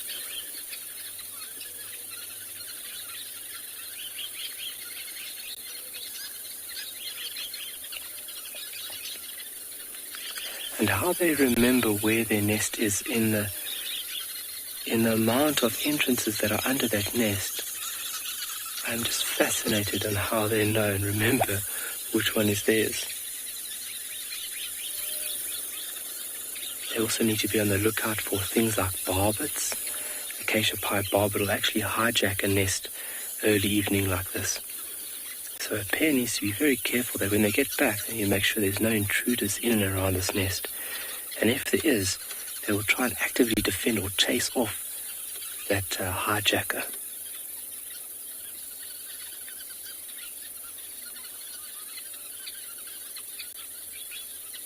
Into the nest.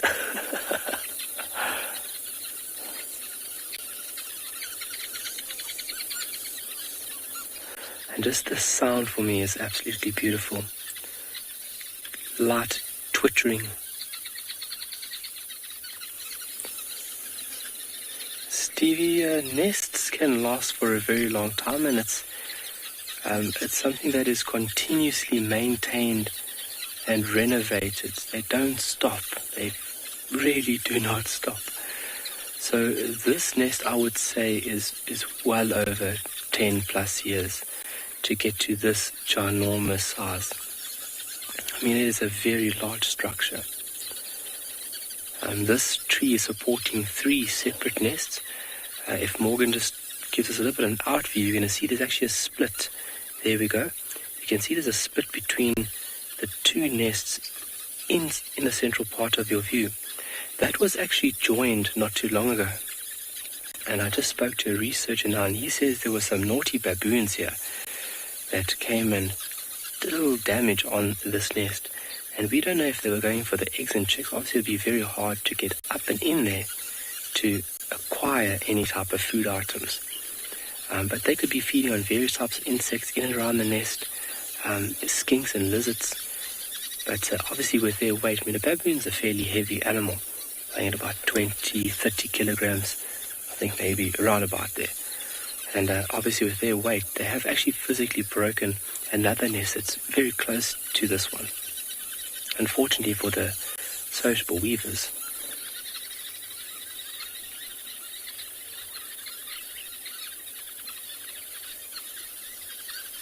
Very busy.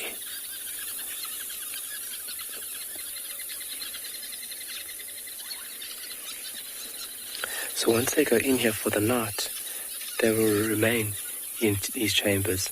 And if you walk under the nest when you make a bit of noise, you'll find the whole colony erupts in this like wave of chitter-chatter, almost to say to each other, hey, there's something there.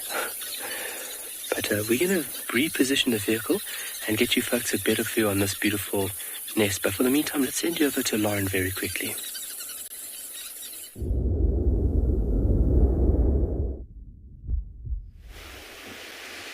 Oh, everybody's full of beans. It just took a split second, and my goodness. Sorry, they keep running around. I don't think there's a point in repositioning because they keep running back and forth. And one thing I must add is June.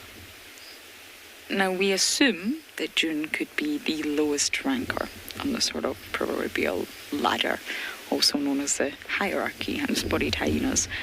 And I've never seen a mother like June, even from last year with Corky and June herself last year, all the sort of mothers that we've had in the clan, Pretty.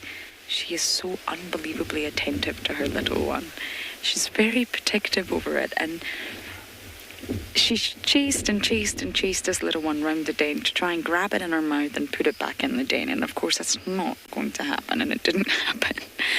But she really tried. I've never seen a mother really pick their cub up in terms of hyenas as much as I have June. Oh, June, dear, you've done so well. June is also the mother of Sutu. And June's also coming. Oh, see, there we go. Just checking where my baby is. June, good luck, because I don't think your little girl, I think it's definitely a girl, is going to go inside. See, she's trying to pick her up. Brandstan, I would have said no. It's a very small Termite Mound. But they're all inside there. Now there's a dentrance and a dexit. Great. There's 2 holes, if you like, that they can enter and exit. And it must go a lot deeper than we realise. So although it's a Termite Mound, and it most likely was sort of burrowed by a porcupine, when the hyenas take over the mound, the cubs themselves, because the adults can't fit inside, the cubs themselves will dig. They will sort of renovate and adjust and change things down there. But I think it must be a lot deeper than we can even begin to imagine, because all 6 of them fit in there. I think there's more than 6 now. I'm not going to be able to sleep tonight now. And we didn't catch it on camera either. But I'm convinced that's what Antima was doing there. So that's my mission for the next few weeks, is to come and sit. And one day, patience will pay off. Oh, June, girl. June is a big hyena. Considering she may be the lowest ranker now, she's really not lost much of her muscle mass. Corky did. And Corky's fall from grace. but June's still a big girl, shall we say.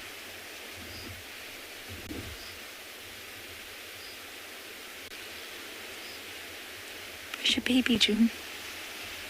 Where's Junebug? And June is obsessed with the dentrance right now. And normally when other adults do this, it's because something's drawing them. And I think she's drawn by the scent of the other cub.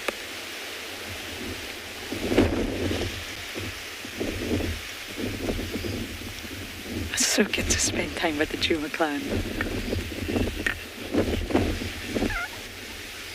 Nicanova, I agree. I've tried very hard today. I think this is my 5th visit.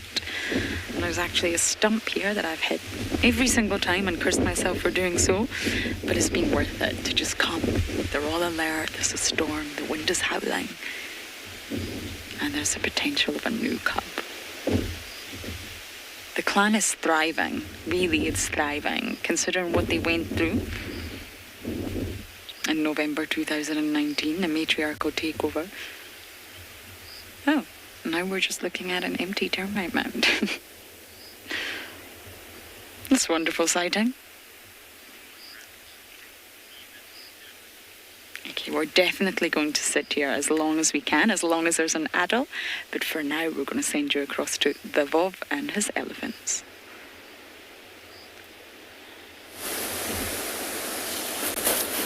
Well, thanks, Lauren. I'm sure you're happy to be back with the clan. We have caught up with, I don't think this is the same herd we saw before, but it might be. They're feeding on some more marulas. The wind, remember everybody, is quite mobile. And these elephants don't have to push the tree because the marulas are just being dropped by the wind. So there is an enormous storm brewing. I don't know if it's going to hit us.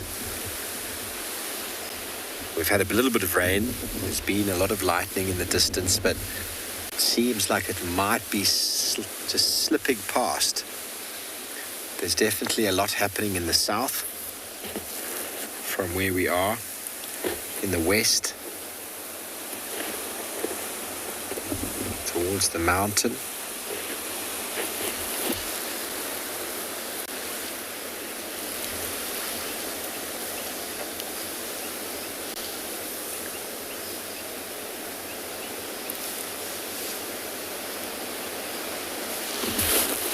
Being very dramatic, everybody. It's being very dramatic, the storm. But it happens sometimes. You have this huge build-up and then it just slips past you. And it's typical of these savanna areas called orographic rain. You can see the lights shining up in the background. Orographic rain, it could fall anywhere. And it does. Sometimes it falls everywhere. Sometimes it's just patchy.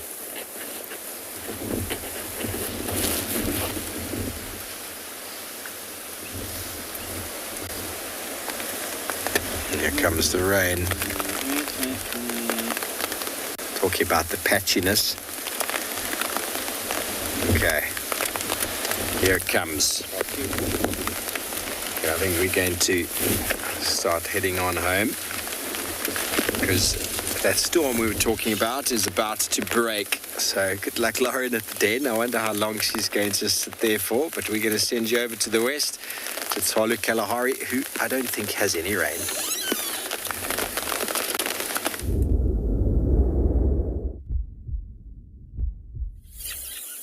Well, that's a better view. Look how beautiful that nest looks, and now we can really see these birds entering and exiting the nest. I mean, look at that, they're like little bullets going up into the nest.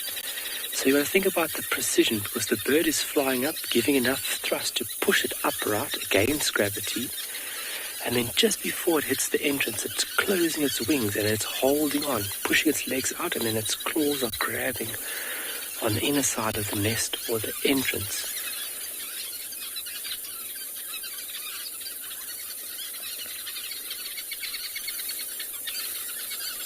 And the noise, you can hear the chicks. They're high-pitched, That's the chicks within these chambers now, welcoming the parents back with a bit of food.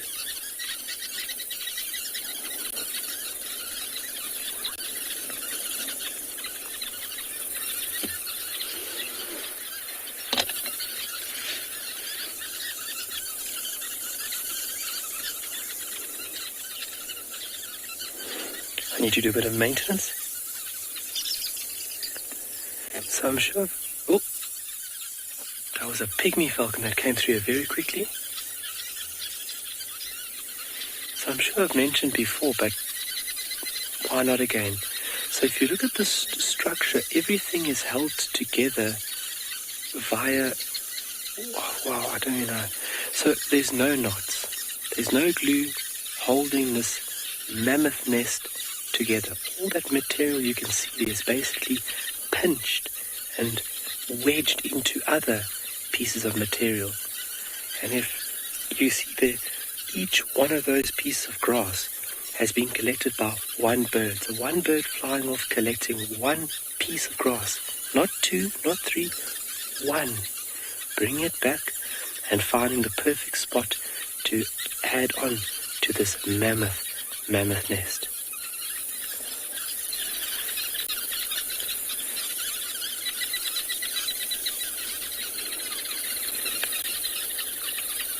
I mean, look how huge it is.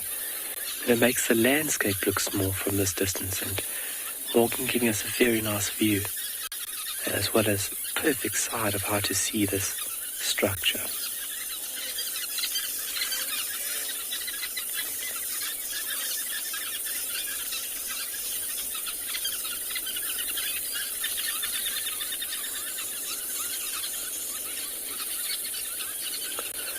Oh, Elissa, how much would one of these nests weigh? So very large nests can exceed 1 ton. 1 ton of dry material collected by these little busybodies. But on average, you're looking at these smaller portions, especially, let's see where we can see a smaller portion. So let's see on the bottom right-hand corner there. That could easily be weighing 100, 150 kilograms, if not even more. Let's say 200, just to be sure. So it is remarkable to think about how much energy these little birds have expended to collect material for the nest building activity. But then as well as think about the tree and the weight that this tree is supporting. I mean, it is tremendous. It just shows you how important these trees are within the Kalahari.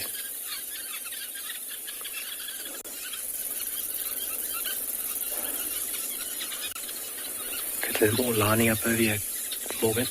There's a few of them lining up and doing a bit of preening. You can also see it's a branch used quite a lot with all the scat that is lining that nest. Lining that branch, sorry.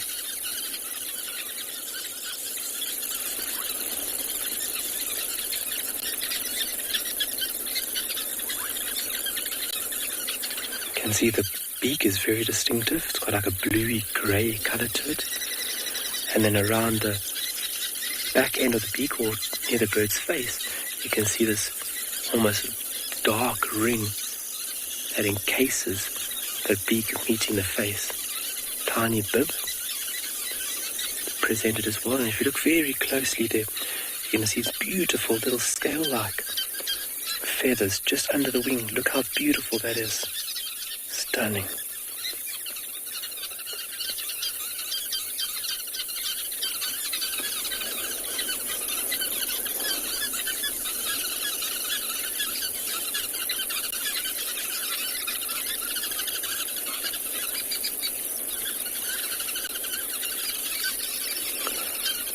It's a very beautiful thing to sit here.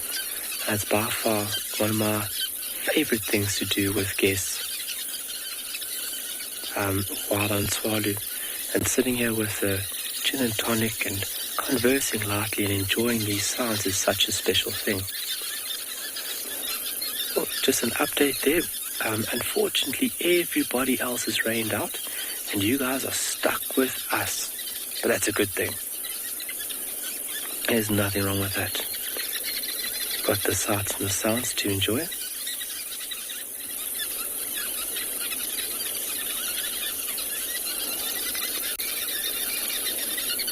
I'm going to give you guys 2 minutes just to allow you guys just to listen to all this noise.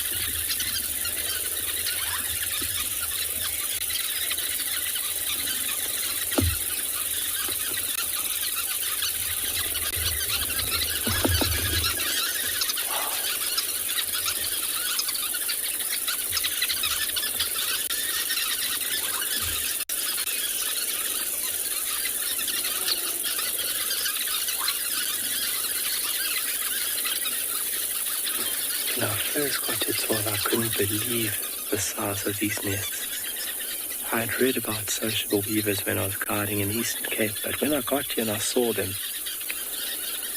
I'm absolutely blown away. Still to this day, I'm just astounded on their skill or their craftsmanship in order to create these beautiful nests.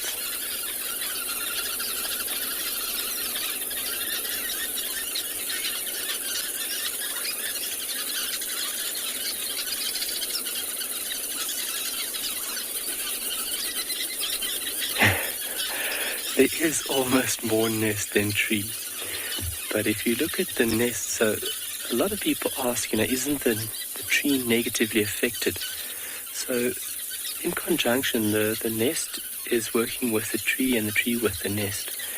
So if you think about the nest being here, all the droppings that these birds would deposit on the ground actually enriches the soil. The roots then take up that nutrients and then use it. Phosphorus is a very important element for the development or healthy functioning and growth of trees or plants in general, let me say that. And if you think about all those nutrients that the tree is able to take up from the activity of the birds being here, it is really important. We have found that trees with nests actually have a higher leaf count, and in turn obviously can photosynthesize more, but has a higher leaf count because of the activity of the birds. And where they're creating these nests is on the thicker stems and branches of these trees and not actually over the foliage. You can see using the thick part of the trunk and the stem. Obviously the leaves is the energy making plant of this tree.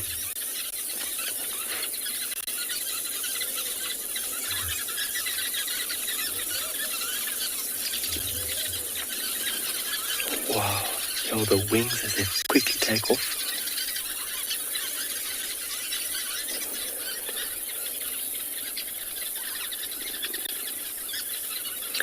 Oh, Leslie Ann, is this the same nest that we found the snake? So, Leslie Ann, I think that JP might have had a snake here, if I can remember correctly. But just to my knowledge, the snakes that I've had around nests were near the dam. That's where we had the Cape Cobra scaling up and then eventually into the nest itself. But if my memory serves me correct, JP was here with Craig not too long ago, and they viewed a Cape Cobra within and around this nest. And when, like I said, when we got here, our researcher was here, and he was actually looking for a cobra that's in this area. And I thought, whoa, what are the chances that we could meet up with this beautiful reptile and we could spend some time with it? But it seems like it's gone off for a little while. But yes, they are focusing heavily on these nests for nourishment at the moment. And not so much now. I've found the activity actually has dropped with the snakes. September, October, November, that was the peak of where we're seeing lots and lots of tracks and lots of snakes. And now it's kind of gotten a bit quieter on the snake side.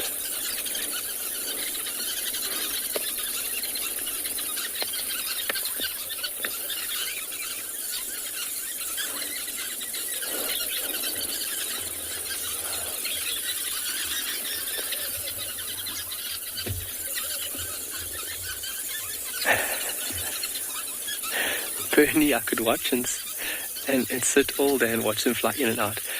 It is really lovely to see them fly in and out the nest, and just to appreciate, the skill and the energy and the precision. Definitely the precision that it takes one to fly in and out of these nests.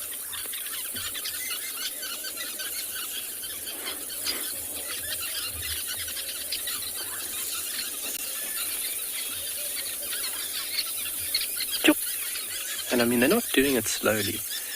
They're really flying in there. It's not like it's, the birds flying and they're kind of hovering there for a couple of seconds and then going up. I mean, they're flying straight in.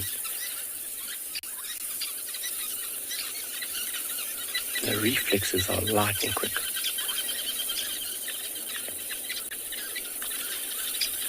So I'm just going to try and allow you guys to tap into my senses right now.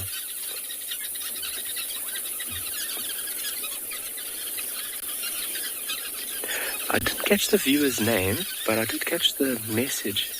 Do social weavers only use this tree, the camelthorn? Not particularly. It is a favored tree because of its sturdy nature, and its very, very strong makeup.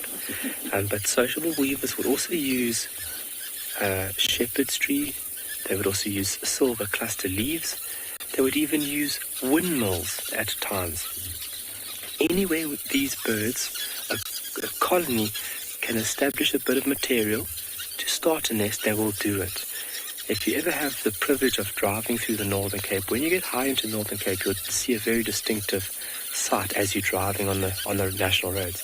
You'll see an electrical pole or a telephone line, and it's literally one pole going up, and then you have this massive bulbous structure on the very tippy top of it. And that would be from the social weaver nest. The social weaver, sorry. So anywhere they can accumulate that material to build, they do. But they do really favor in Tswalu these beautiful camel thorns. And you want to build somewhere where your foundation is very strong, because you don't want to put everything into the nest and suddenly a limb breaks. The stronger your foundation, the more fruitful you'll be in the end.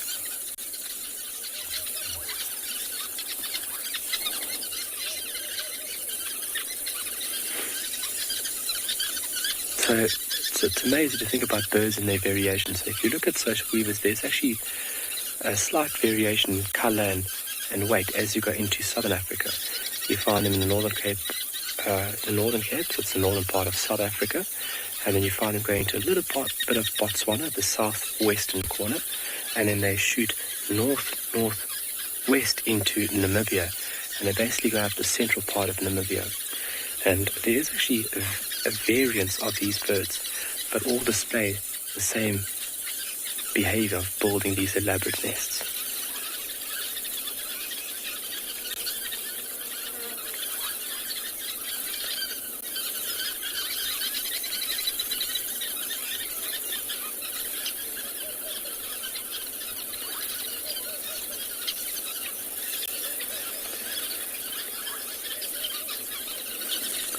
Lovely sounds.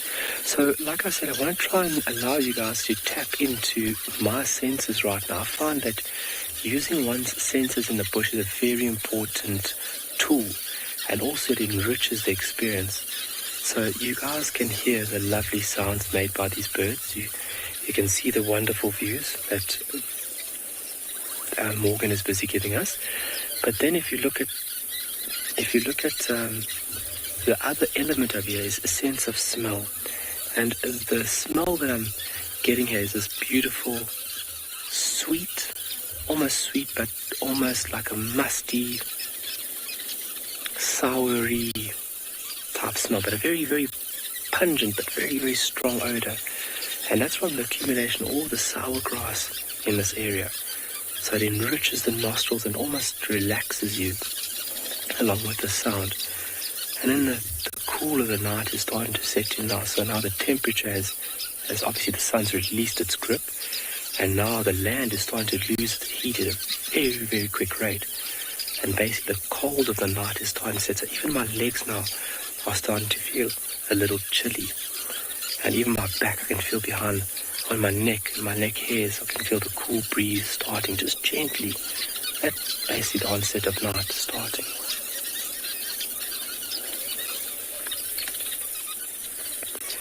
If you're ever in the bush, stop and appreciate. Close your eyes, listen. Close your eyes, feel. Smell, take deep breaths. Breathe it all in and try and just soak it up. Because we do really take our senses, for granted. Especially myself, the ability to see, hear, smell, feel. Imagine you couldn't feel anything. Imagine you couldn't feel the wind on your skin or the grass running over your legs or water. Imagine not feeling water, swimming in water. It's lovely. So it's really something that unfortunately myself, I do take for granted sometimes. But being here, nature just teaches me all the time. Every couple of minutes or every few hours, I've got to be grateful. I've got to be grateful. Because no matter where you are, nature is around you.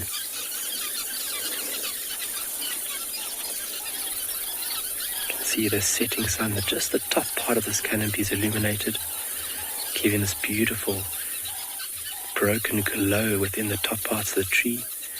And then obviously the background of it, they're just looking so beautiful.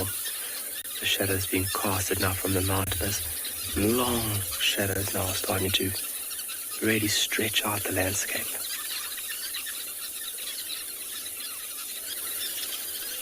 And then obviously being close to this pan, we've got this very, very strong earthy smell because of the water there. So that is by far the most strongest sense for me in my sense of smell now.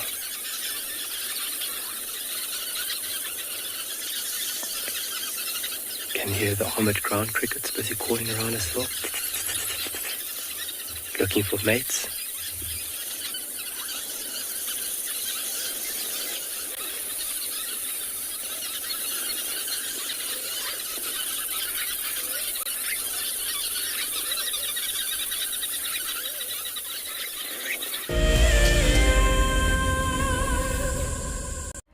Do you dream of traveling to a far-flung wilderness location where life continues as normal? A place where you can escape to nature and breathe. If you become a Wild Earth explorer, then this could soon become a reality. Subscribe today and stand a chance to win regular travel prizes. Wild Earth Explorers, it's in your nature. My name is Lauren, and I'm currently working in Djuma Private Game Reserve here in South Africa. I love answering your questions during the live safaris. It's my favorite part. It feels like you're on the vehicle with me, and I'm able to teach you exactly what you want to know. If you want to ask a question on Wild Earth, then you need to register on our website. Once registered, you must go to the live safari page and ask your question below the live feed. This is Rusty. He's my favorite vehicle, and we've been through all the good times here in the bush. Now, if you feel a connection to Djuma Game Reserve like I do, then we have a fantastic opportunity for you. You can have your name engraved on a brushed metal plaque, just like this one, and we will attach it to Rusty so you can always be with us on safari in spirit. We will even send you a digital photograph once your plaque is mounted on Rusty. Spaces are limited, so grab your spot now. I've seen something I've never seen here before. Look at these cubs. One is crossing the river. It's being washed away, unfortunately, but I'm sure the mother is going to save her. Look at that. How beautiful. Look at that. One crossing, two to go.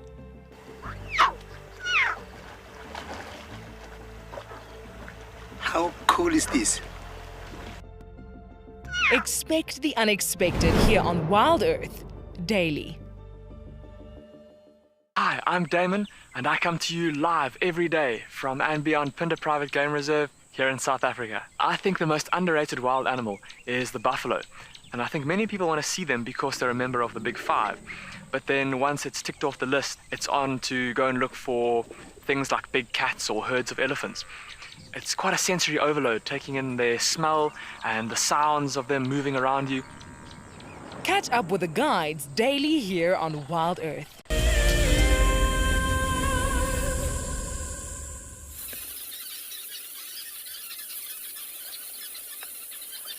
All right.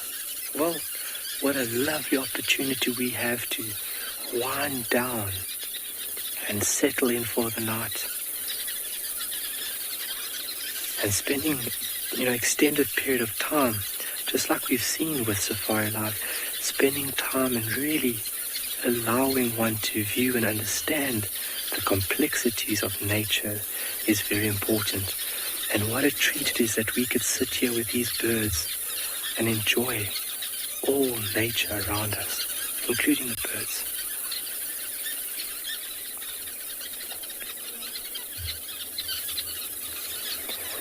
So that's why we're talking about their time schedule. Obviously these birds coming back home now. Just a quick reminder that tomorrow we will be starting 30 minutes later for the sunrise safari.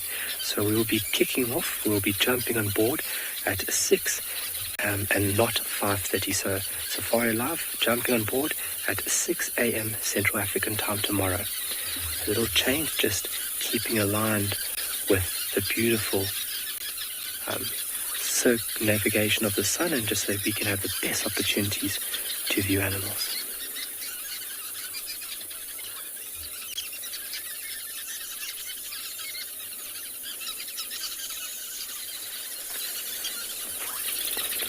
So we had a disturbance here where about 40 birds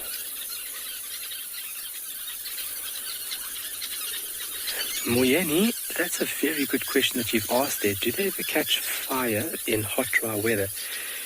If we have a lightning storm and it strikes one of these nests, it will catch light. The material is fairly dry, but if you think about a lightning storm, you have a lot of rain. So the nest will soak up quite a lot of water, and it's a very slim chance that it would catch light in a downpour. But through dry periods, and if you look at all systems or all ecosystems, you do go through wet and dry seasons. And through a very dry season, if we have the unlikely event of a fire, which is a very bad thing, obviously we don't want that. It's very important though, let me just add that, it's very important. Fire basically burns out old, dead stock and allows the rejuvenation of new growth to stem. And if you think about nutrients, it also increases the viability of the soil as well. But yes, so if we have a dry season, and if, for example, we have a rogue fire, this nest will go up very, very quickly, unfortunately. The birds will have time to escape, depending on the wind direction, depending on how the fire burns, because you do have fires that move very slowly, and then you have fires that move very quickly, and they burn very, very hot. But a nest like this here, if we had to have a flame under this nest will take light. There's a lot of material there that would be very, very flammable.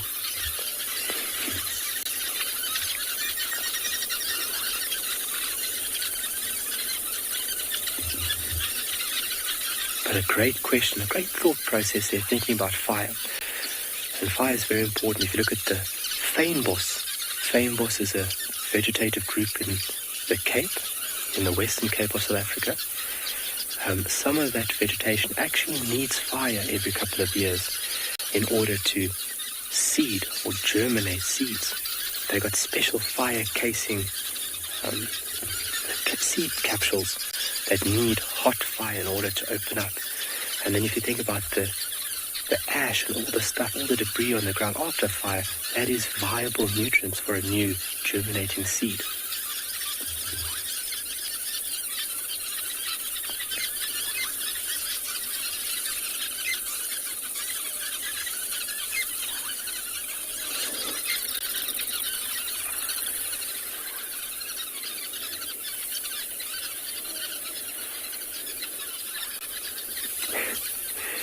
Infinite, I am with you 100%. They blow my mind every time.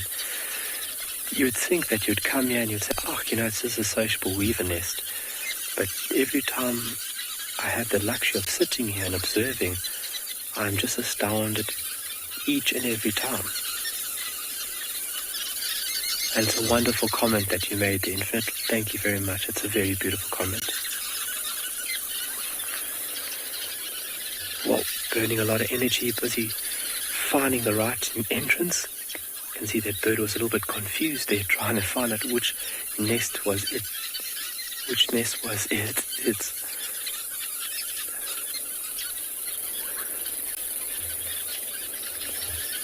You can see some birds coming out and almost readjusting, like, oopsie, wrong home.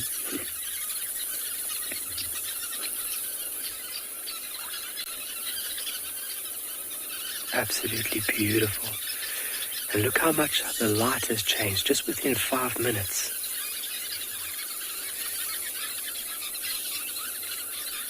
Clark, is it only the male that builds the nest? Well, you are halfway right. The male and female build and maintain the nest, and males actually build at a quicker rate or a faster rate than that of females. I'm not exactly or entirely sure why. Maybe it is to impress a lady, just to make sure that he has got the skills and the good stuff in order to provide.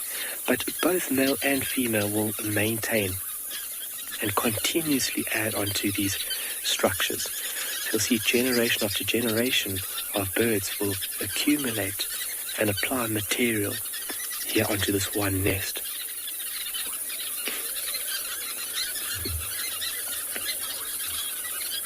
I would really like, everything in my inside is saying that, but I'd really like to go and stand there to show you how big that nest is. But I know if I walk there, there would be a lot of birds flying out from that nest. So not to disturb them, I'm sure that you guys can grasp the concept of how big that nest is.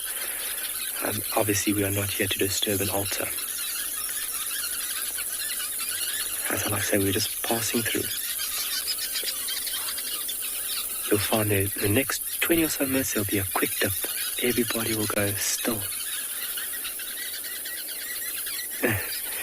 Demi, that chirping will stop very shortly, and then the other sounds of the Kalahari will start. Jackal will call in the distance, spotted hyena maybe from the north. We'll have the spotted eagle howl, hooting, maybe a barn owl with its very sharp and distinctive screech. The barking geckos I can hear just in the distance. They're just a bit too far for us to hear, but I can hear them. Obviously a very common and very prominent sound through the Kalahari. And then these armored ground crickets will go throughout the night. You can hear other sounds behind us. The beautiful bubbling casinas. And then obviously the night sky will open up and there will just be a lot of craziness going on with the stars. Tuvalu is amazing for star viewing. And we have some guides here on our guiding team that are exceptional when it comes to understanding the layout of the night sky. It gives me goosebumps all over my body thinking about just looking up into the night sky, thinking about looking at all those stars, millions and billions of light years away from us, and us having stories behind them and painting pictures in the night sky, basically. That's my favorite thing to do, is put a blanket down and for 2-3 hours you just get absolutely lost into this dark tapestry of the night sky.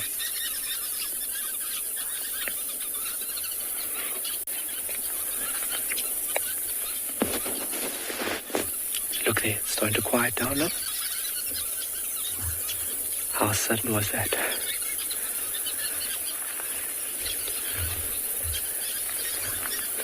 Well, we can't thank you folks enough for joining us. That has been absolutely wonderful, and especially having the time to sit here and watch and understand these lovely birds. But be sure to join us tomorrow morning for the sunrise. And remember, we are jumping on board at 6 a.m. Central African time, half an hour later. And enjoy the snooze in, basically. But thank you so much for your time and efforts. It's been wonderful.